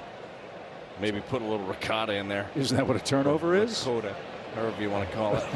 Well, isn't a turnover fruit? Isn't a turnover like fruit based? I don't know. Is that a pastry? Could be. Now I'm hungry again. Gosh darn it. If you missed earlier, I wrote down calzone instead of canzone. I was hungry. People make mistakes. 2-2.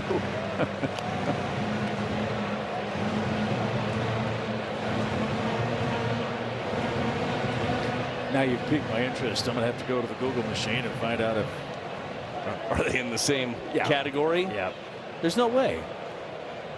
Like you're having an apple turnover for breakfast. I'm having a calzone for dinner.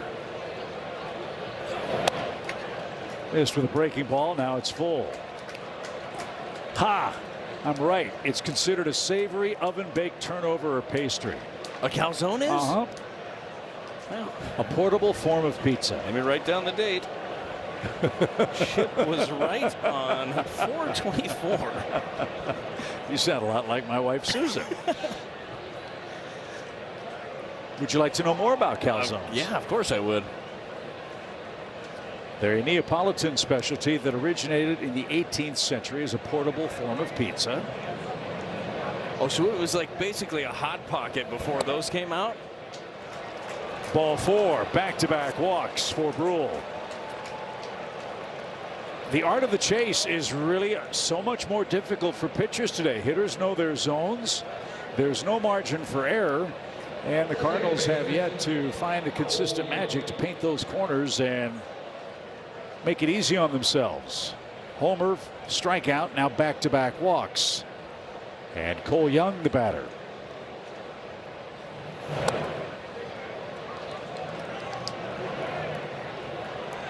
You saw Brule right there talking to himself, said, man, got to quit yanking off the pitch, really just got to finish through the zone.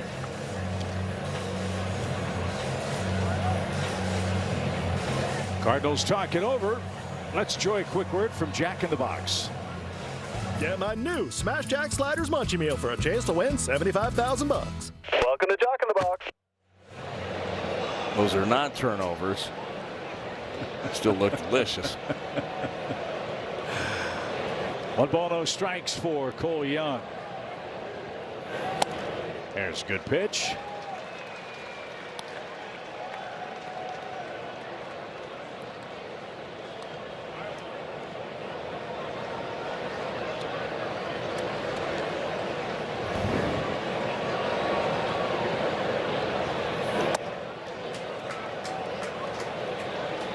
Two balls, 1 strike to the 8th place hitter Cole Young, who drove home the first run, a first pitch single that scored a Rosarena in the 2nd inning.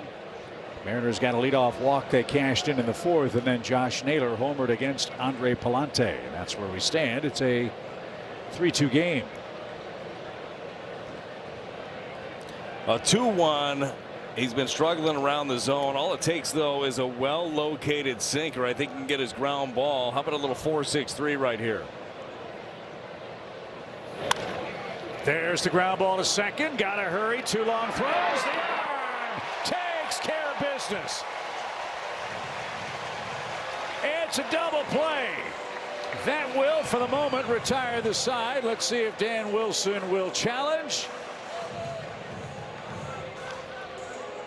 He will not. Now, Brad, put it out in the universe. Let's get a couple of runs. Right guys are coming up. Mason Wynn, a Gold Glove cannon, ends the Seattle 6th. If you're hungry for something big, bold, and stacked, you've got to check out the new Big Arch Burger at McDonald's. I'm sensing a theme here. Hunger in the middle innings. And we're hankering for a couple of runs for the Redbirds. Down 1. It's a 3-2 score in the home 6th. And the big boys are coming up. Burleson, Walker, and Gorman for their 3rd look at George Kirby, who gave up 2 runs in the 4th inning, courtesy of a Mason Wynn 2-run single.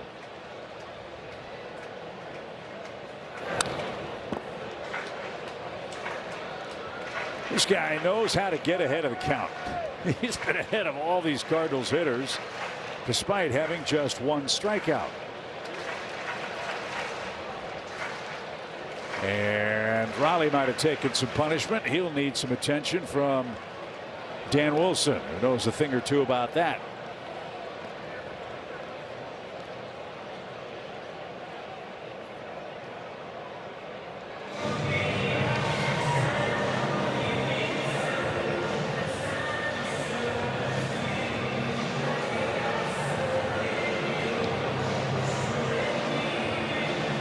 definitely is incredibly uncomfortable back there. I know exactly where this one caught him. Let's take another look at it, Chip.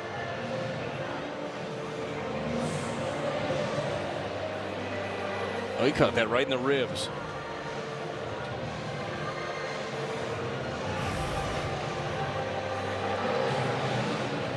So Raleigh's going to stay in the game. Says thank you to Edwin Moscoso for the momentary pause. And now Burleson digs in with an 0-2 count.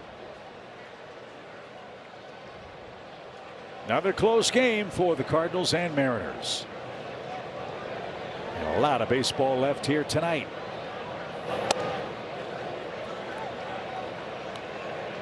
That is such a good pitch. Just opens up a lot of things, although he doesn't throw his changeup very often. So you're still looking for something middle in.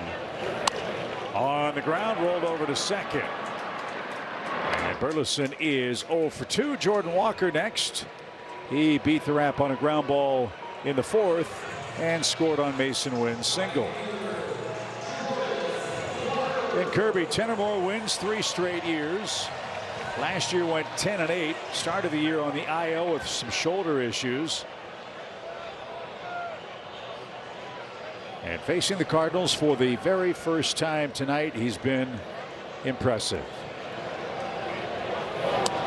And Walker a strike.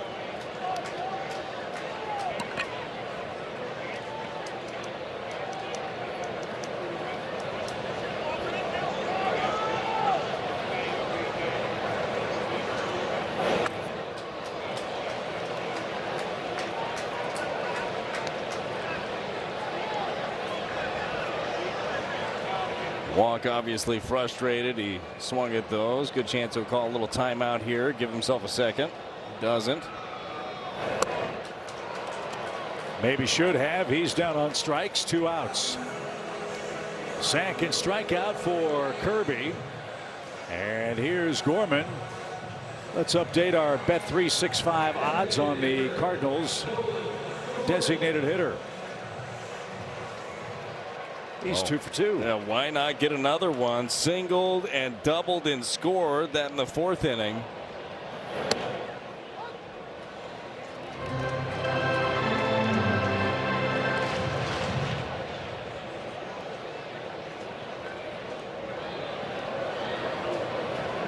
It's even 4 apiece. A Naylor homer, the difference in the game for Seattle.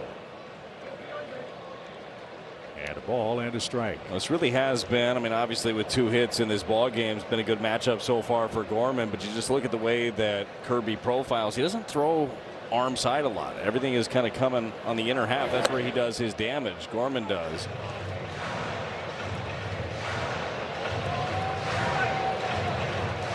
But he's been able to get ahead, Brad, and there haven't really been many long at bats. No, you're right. Look, 16 of 23 first pitch strikes. As Gorman waves through that. I did the math on that. That's 70%. That's well above average. That's fantastic math, by the way. No big deal. It's kind of a thing of mine. And only 1 full count. So, I mean, pretty impressive. The 2-2. That one came back, and the whole Mariner infield was streaking toward the dugout. They thought that was strike 3. Let's look at this one. Chevy pitch track. Really good sinker, but just misses off the plate.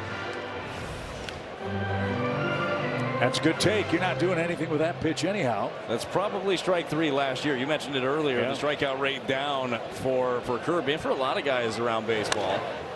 Lifted toward left. And Arozarena will handle that without trouble. It's a 1-2-3 Seattle 6th. Off we go to the 7th inning in game 1 at Busch. This copyrighted telecast is presented by authority of the St. Louis Cardinals and may not be reproduced or retransmitted in any form, and the accounts and descriptions of this game may not be disseminated without the express written consent of the St. Louis Cardinals. Thank you, Bob Costas. Let's see if the Bird Hats will work their magic in the 7th inning for the Cardinals. We trail it 3-2. Leo Rivas, the third baseman and 9th place hitter, facing Justin Brule, who got a big double play that Brad called for to end the 6th inning. Boy, if life were that easy, huh? Just wish stuff into it, but that was, you knew they were going to be aggressive, right? All it took was a pitch down. That one lifted toward left. Mason backpedals, but Joey Chicklets handles that no problem. Rivas is out number 1.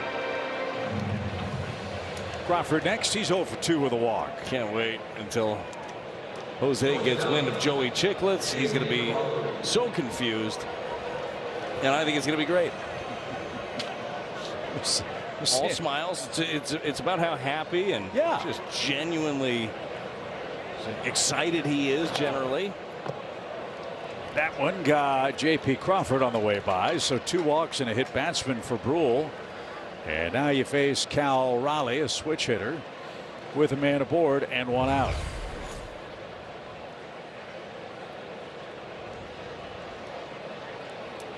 So Crawford gets plunked. Oliver Marmol pops out of the dugout. Brule works an inning. He walks 2. He hits 1 and leaves in a 3-2 Seattle game.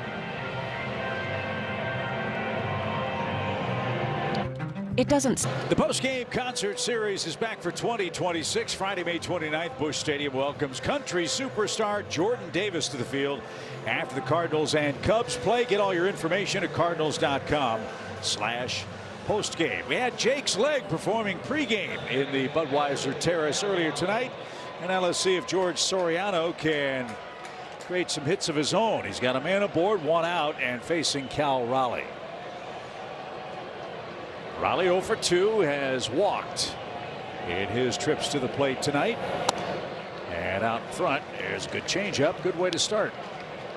The changeup has been a really big weapon for Soriano against the left. He's also able to land that slider. He can throw that thing back foot or back door.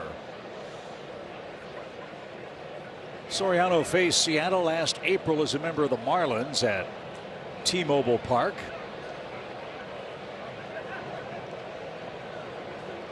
And now facing him as a Cardinal tonight. A big spot in the game. And bounced foul 0-2.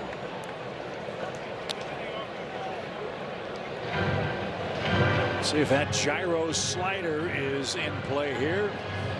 But you got to be wary of the pull side power of Cal Raleigh. Yeah, I was going to say, if you're going to throw the slider, it's got to be back foot off the plate down. I think you could also ride a fastball up. We'll see which direction he goes.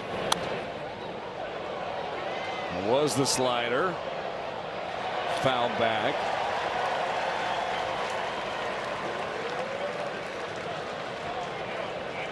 They're giving Raleigh the third base line.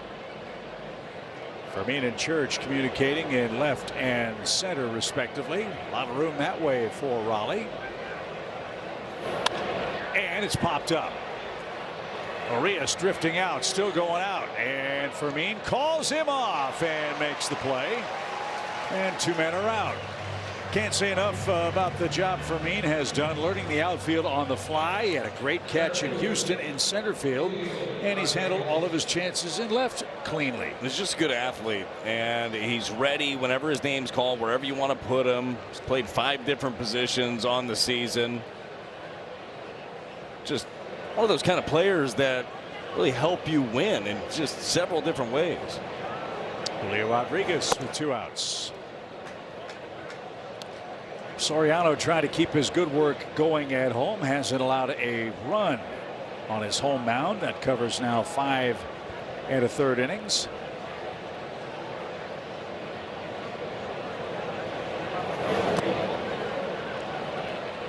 Two balls, no strikes.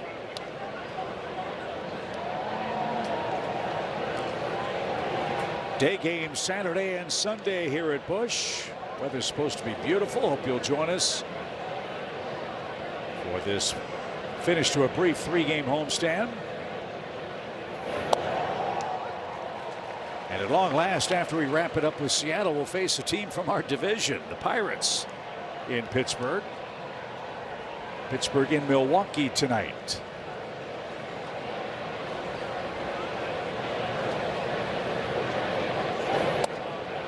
Low it in, 3 balls and a strike. And Pittsburgh came out on top today. They shut out Milwaukee 6-0. Dangerous pitch for the Mariners' third place hitter coming up.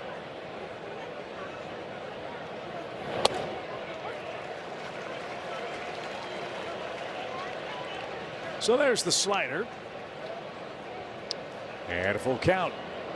Crawford will be off with the pitch. Arias hugs the line at third. And time granted.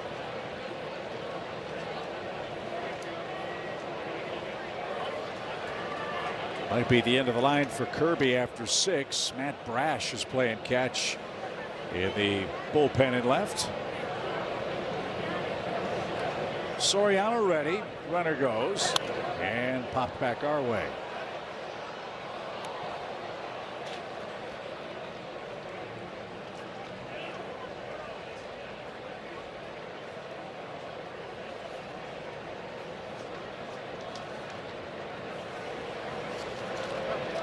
Julio Rodriguez is 25 years old.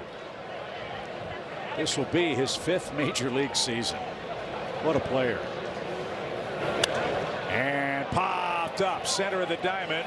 Arias says, I got it, and he does, and that will send us to the 7th inning stretch. Good ball game in St. Louis. Seattle leads at 3-2. You're watching Cardinals TV, presented by Bet365. I could roll. Before we get to the home 7th, Brad, let's enjoy our Budweiser play of the game. Well, it was Mason Wynn with 2 strikes, battling right here. Dumps this out into right on the slider. Brings in a pair, and at the time knotted things up. The Cardinals chasing by 1, but a big swing of the bat there by Mason Wynn, who really heated up over this last road trip. You're right. That hit gives him a 9-game hitting streak and 10 RBIs since Friday.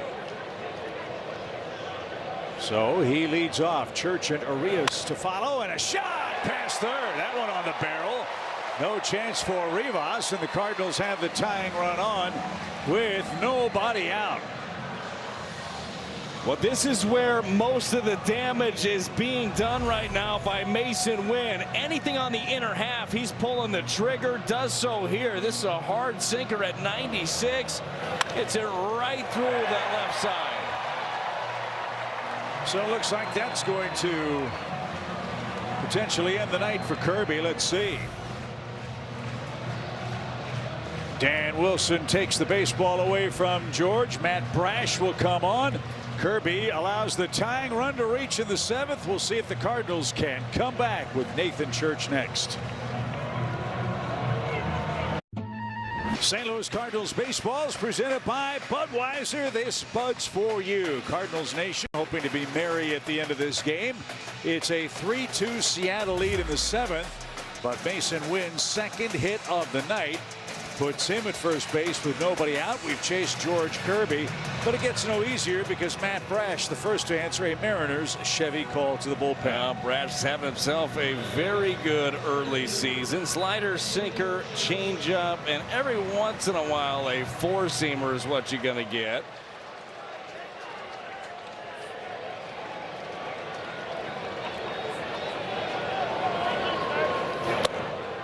Church stabbed at that and tipped it.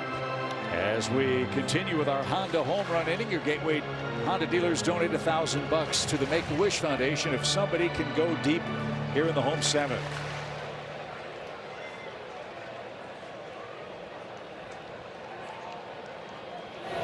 No bunt, and a line drive to second, and back safely is Mason Wynn. So Young played that well, a sinking line drive. He handled it his shoe tops. 1 on, 1 out. Mason sees it in front of him, freezes. Good base running there to get back.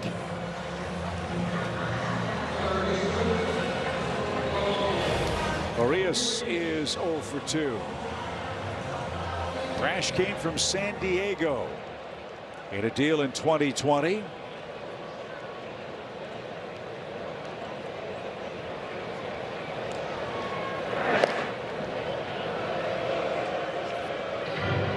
He didn't play in 2024 because of Tommy John surgery. Last year, 53 games for Seattle, 58 strikeouts in 47 innings. And then great work in the playoffs. In the postseason, 8 games, 9 innings, 2 earned runs, and struck out 10.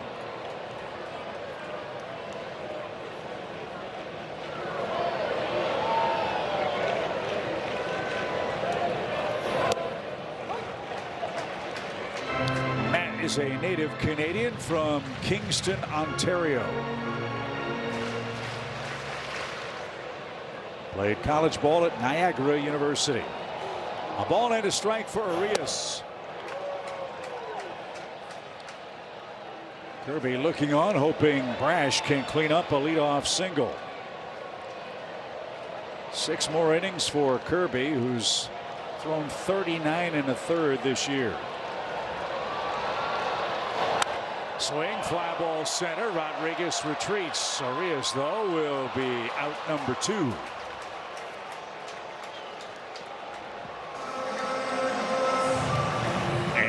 Here's Fermin. He has one of the Cardinals' 5 hits. In fact, the Cardinals have hit the Mariners 5-4. They've played with them. They've matched them pitch for pitch, but trail by the Naylor home run. That's what this team does, man. They hang in there. They keep it close. And as we've seen so many times, able to come back late in ball games. A lot of the damage for the Cardinals, 6th inning and on.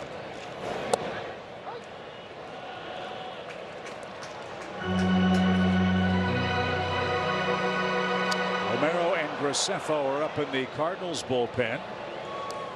Redbirds have 7 outs left. They've done good work against opposing bullpens all year.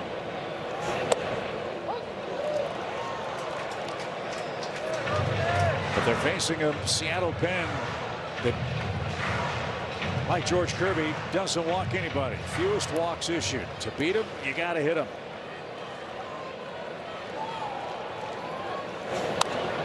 And he fought that off. 0-2.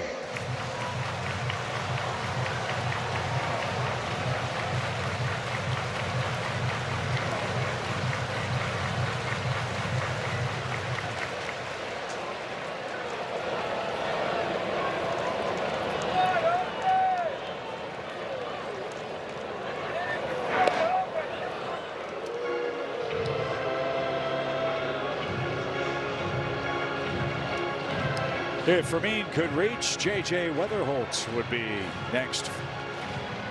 Look at where Rivas is playing.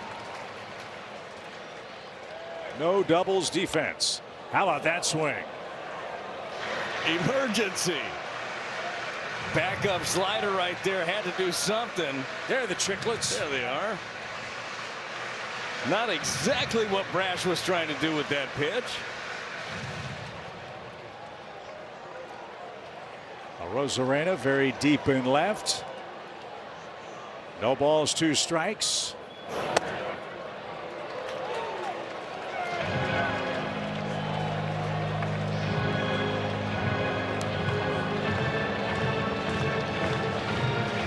Cardinals have hit 18 home runs against opposing bullpens. Pitch. Way outside. 2 balls, 2 strikes.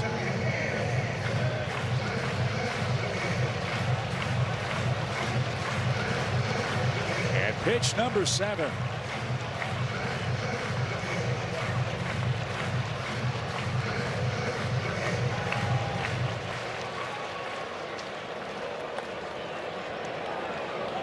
Mason a small lead at first.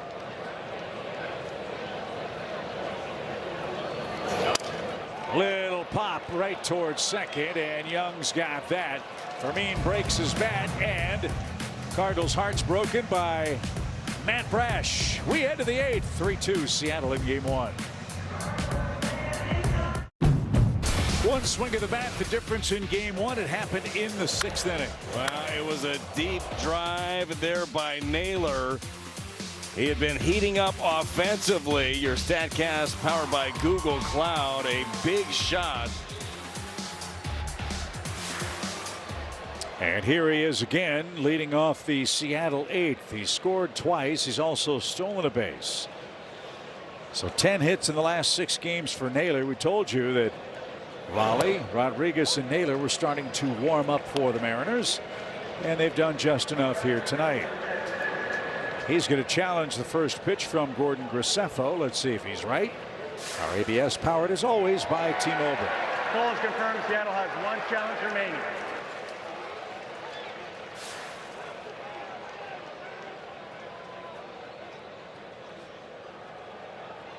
Graceffo's done a nice job.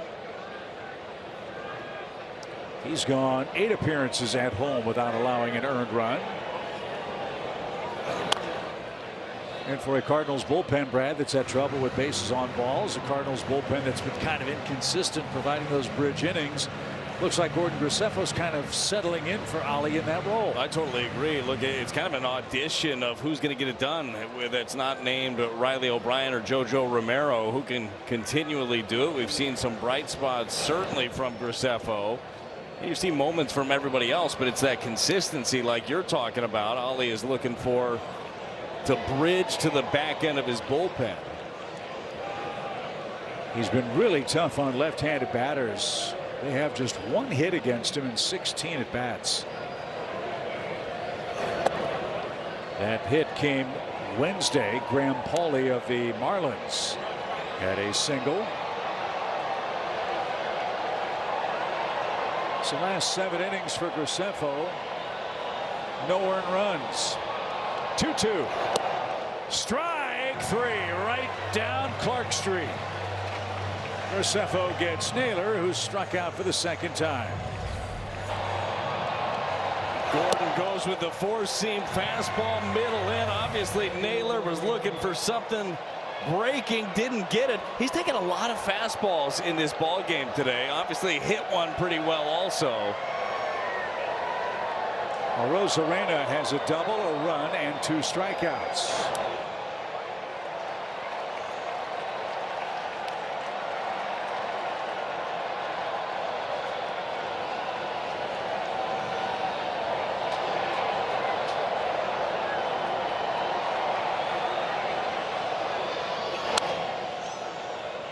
Oh, 0-2.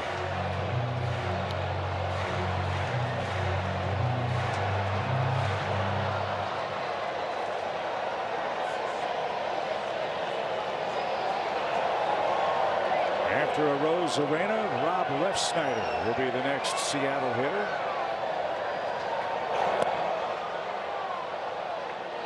That was a tempting pitch. A ball and 2 strikes.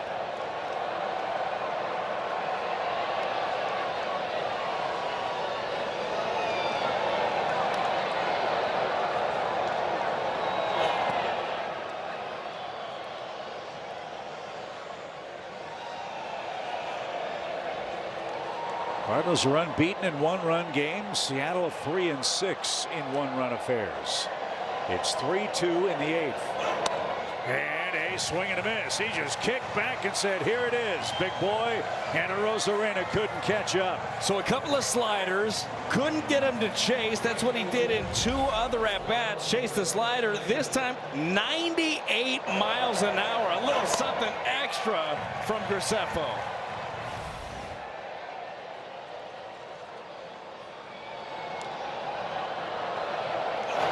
Refsnyder lines to third, and Graceffo a 1-2-3-8.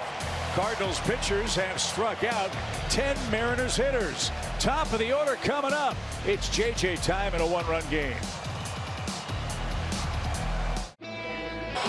With Al Rabowski, Scott Warman with you. Coming up after the game, it's Cardinal Post Game. It's presented by Car Shield. We'll talk a little Mason Windhungo and another pitcher's duel as we have a 1-run game. Hey, another 1-run game. They're 5-0 in 1-run game. Sets the stage for the Cardiac Cards. They're 9-2 and come from behind wins. Al, you know, somebody once said, hey, let's get some runs. I heard that guy. Send him back to Chip and Brad. It's up to you I know that guy, guys. That would be a great idea. And it's going to be J.J. Weatherholt to face Gabe Spire. Spire, a lefty, answering the Chevy call to the pen for Seattle. Weatherholt, as we said, has been swinging early in the count. His last 7 trips to the plate, he's seen a total of 17 pitches. This would be a perfect time for him to work some of that deep count magic. It's a great call. It is very unlike him early in his career, at least. Generally see more of that. Actually, coming into action today, he had taken 261 pitches, which led all rookies in baseball. Like, for a young player to not be swing happy, pretty good trait. Swing and a shot to right. So JJ aboard, and here come the Cardinals. Leadoff man on. Lefty lefty. That's awfully impressive in a spot like that. Some really quick hands right here to get to 94. This is down and in. Just quick recognition, head right down on it.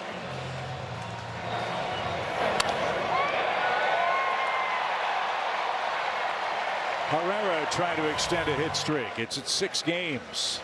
He's 0 for 2 tonight.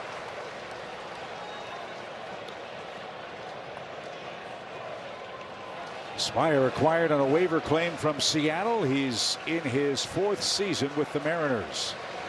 He was busy last year.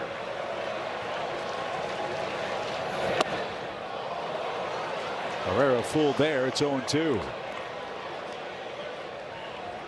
76 games for Spire last season. 82 strikeouts in 62 innings. That swing might tell you why. A little foul.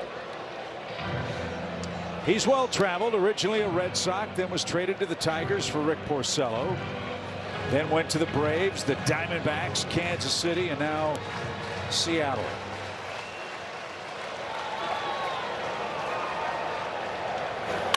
Smoke to left. It's an 0-2 single for Herrera. Well, the Cardinals have a couple of those 2-strike hits tonight. Seattle has one. And now we're in business. Spire just tried to muscle up, Chip. This one's 94. It's the top of the zone, and you saw Raleigh behind the plate. Wanted it up, but he was trying to go letter high. Didn't get there. Coming in, Spire had given up 4 hits to left-handed batters all year. He's given up 1 to Weatherholt. And then the shot by Herrera righty. Let's see what Burleson can do. Alex rolled over twice and walked once. He's been clutch with runners in scoring position.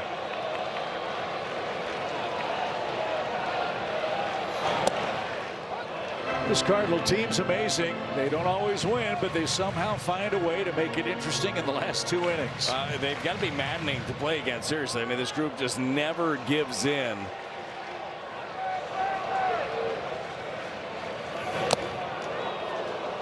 Got him right where we want him. 0-2. You mentioned it with runners in scoring position for Alec Burleson. There are the numbers. 333. That paces the Cardinals.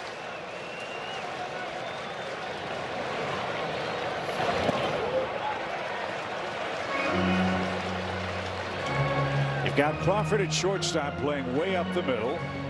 Rivas step or so behind the bag and well off the line at third.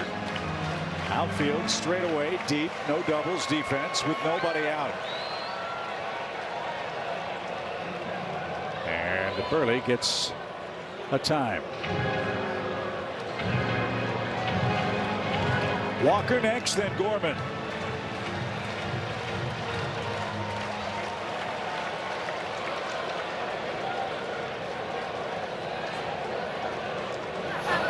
Swing and a miss. Burleson cuts through 94 and is out number 1.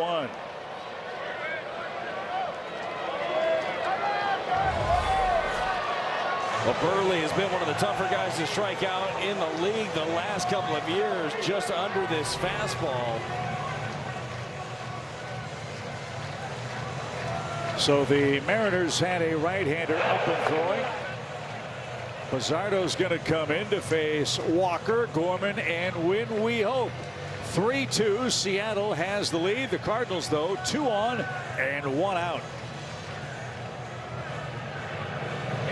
Everyone has free. Bizzardo to answer the Chevy call to the bullpen. You see the score, 2 on, 1 out for the Redbirds. Well, another member of the bullpen putting up some solid numbers early on. 12th game of the season here for Bizzardo.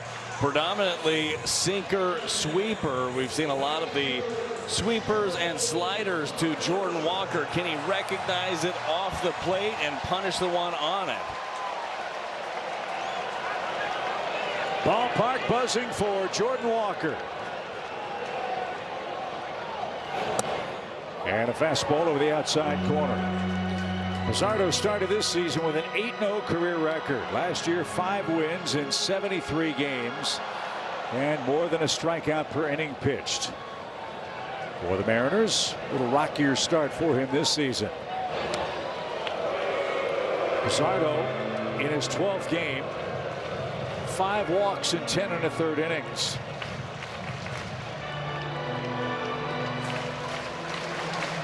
Gorman hopes to hit next. There's the sweeper. So in the blink of an eye, Jordan Walker is behind 0-2.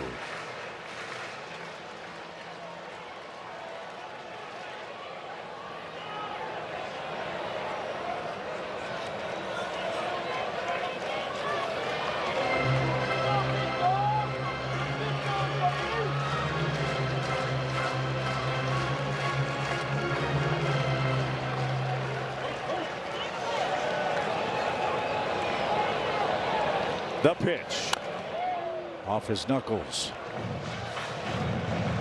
All right, so 96-mile-an-hour sinker in on the hands. You'd have to believe that that next one, he's going to run it right back outside. Protect in, but you're looking away.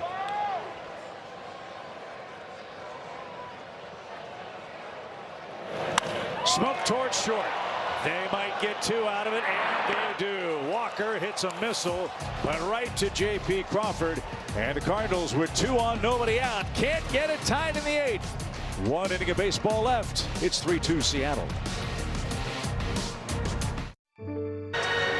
This has been a great baseball game. You wanted to see if the Cardinals could compete with Seattle. They've done that. All that's left to do, Brad, is steal 1 in the 9th. Yeah, it's been a battle. Both starters looked really good. Palante ended up striking out 7 of them with his slider. I thought that thing was incredible. Hopefully, Graceffo's got some more in the tank. Nice first inning of work for him. Couple of strikeouts and a line out. Quick work. Only 12 pitches right now for Gordon.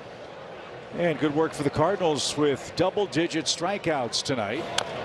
8 of them by Palante, a season high, and the most by any Cardinals starter this year. Graceffo with 2 of them.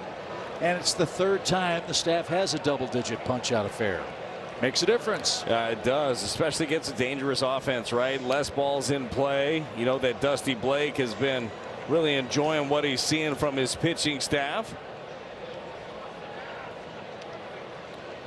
Canzone, a big RBI hit on an 0-2 pitch earlier, and fouls that back. So the big pastry 1 for 2 with an RBI. I like it. I like what you're doing. It's way better too to come up with bad nicknames for other players on other teams. Because like, what are they going to say? They're not going to see us. They're going to wait a whole year. Yeah, they'll be so upset next year. Well, again, there's always a chance of a trade. That's a good call. It's a risk we're willing to take. Yeah.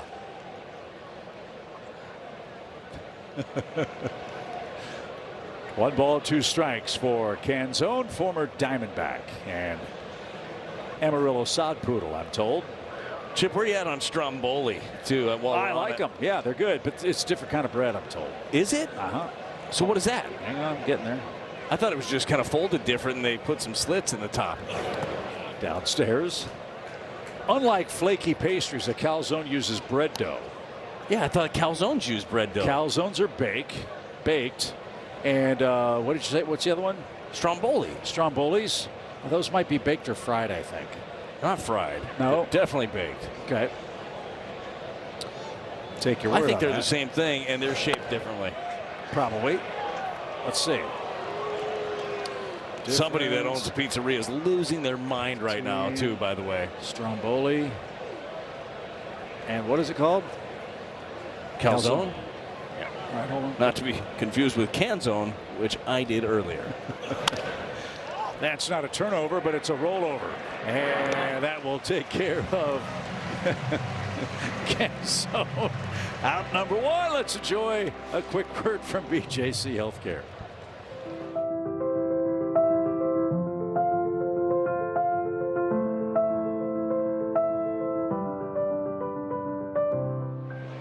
You're right. Calzones are folded into half moon shapes. Stromboli are rolled into a cylinder or rectangle.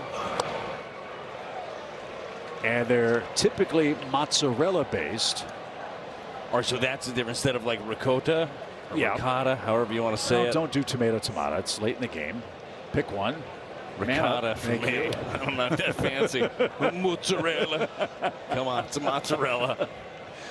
It says on the old Google machine that a stromboli is an Italian-American creation made as a long roll to be sliced. There you go. All right, so stromboli sounds more shareable than a calzone. Like calzone, that's my calzone. It's like an individual. It's our stromboli. Correct. Yeah. All right. We should share a stromboli one of these days, Chip. With we can do that tomorrow on Purina Pooches in the Park Day. Share a stromboli with like some puppies? Yep. With our friends? Yep. All right, cool. We can do that. I'm in. Guys had some puppies for adoption in the locker room before the game today. Kidding me? It was like walking into a dream. You open the door to get into the clubhouse. This one served out to center field. Church under it for out number 2. And there were like 5 or 6 puppies. Then another dog, about a year and a half, named Tommy, who was adorable. Very. I'm in. I think we'll have to have an emotional support puppy in the booth tomorrow. Yeah. Yes. Probably going to borrow somebody's dog that's here. Leo Rivas is 0 for 3. In the air, left center. Church is streaking to the track and slowing. He'll put that away, and that will retire the side. 6 up, 6 down for Graceffo. Nolan Gorman, Mason Wynn, Nathan Church versus Andres Munoz in the fateful ninth next. Well, it's been a fun game. You know what make it better? A Cardinals walk-off. Only need 1 to tie, 2 to win it. And you got Gorman, Wynn, and Church coming up. Andres Munoz is the Seattle closer. He saved 38 games last year. That's a career high, but like the Seattle offense, Munoz is off to a bit of a slow start. Well, hopefully something that happens in this one. Still racks up his strikeouts, that's for sure, but he's been able to be gotten to. Maybe Gorman and the Cardinals got something in store. A lot of people here in attendance, they'd love to see a little walk-off magic. Yeah, get a base runner and put the pressure on Munoz. Gorman's had a good night. He singled, doubled, and scored in 3 trips. Munoz came over from Seattle. That was at the deadline in 2020.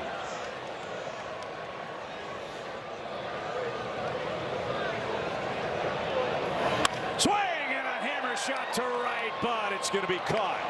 Refsnyder got it. Too much topspin. Gorman hit it on the barrel, but he's out number 1. Thought he got him, but it was a little too low. 1 out for Mason.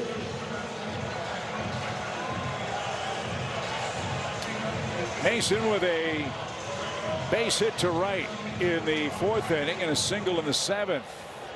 He'll carry a 9-game hit streak into tomorrow's afternoon game. Matthew Liberatore and Brian Wu. Michael McGreevy and Emerson Hancock wrap it up Sunday. Then we head to Pittsburgh.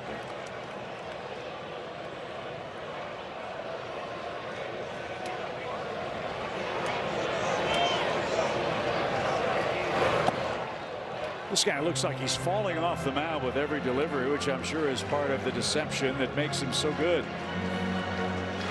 Just kind of rips that slider with him.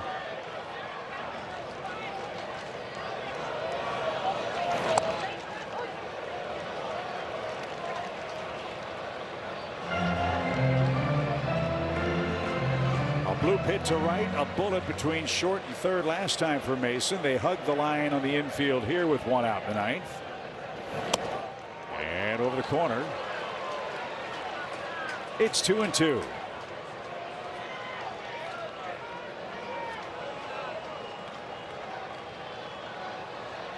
Cardinals have out-hit Seattle 7-4, but a home run the difference in the game in the 6th.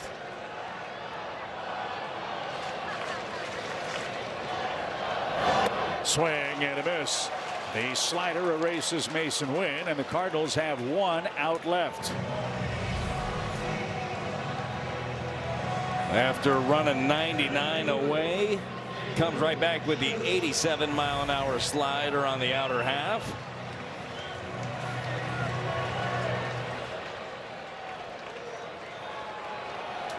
So Church will try to keep it alive. Arias on deck. Center cut, a strike. George Kirby stands to win this game. 6 innings of 2-run ball.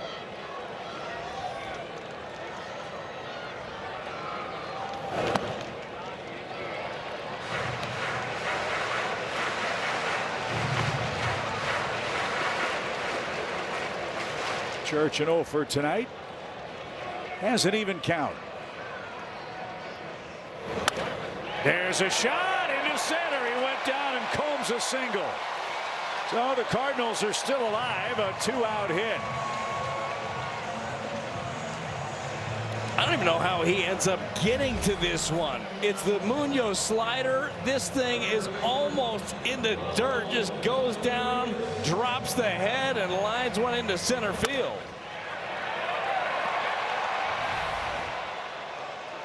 So the Redbirds still alive. Arias 0 for 3. Again, Seattle hugs the line at third base. And a strike.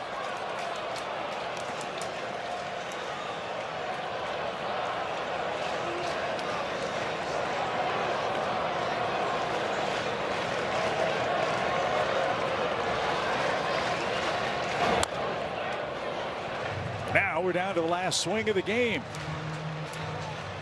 Cardinals have had a particularly good knack of spoiling that. Let's see what Arias can do. 0-2.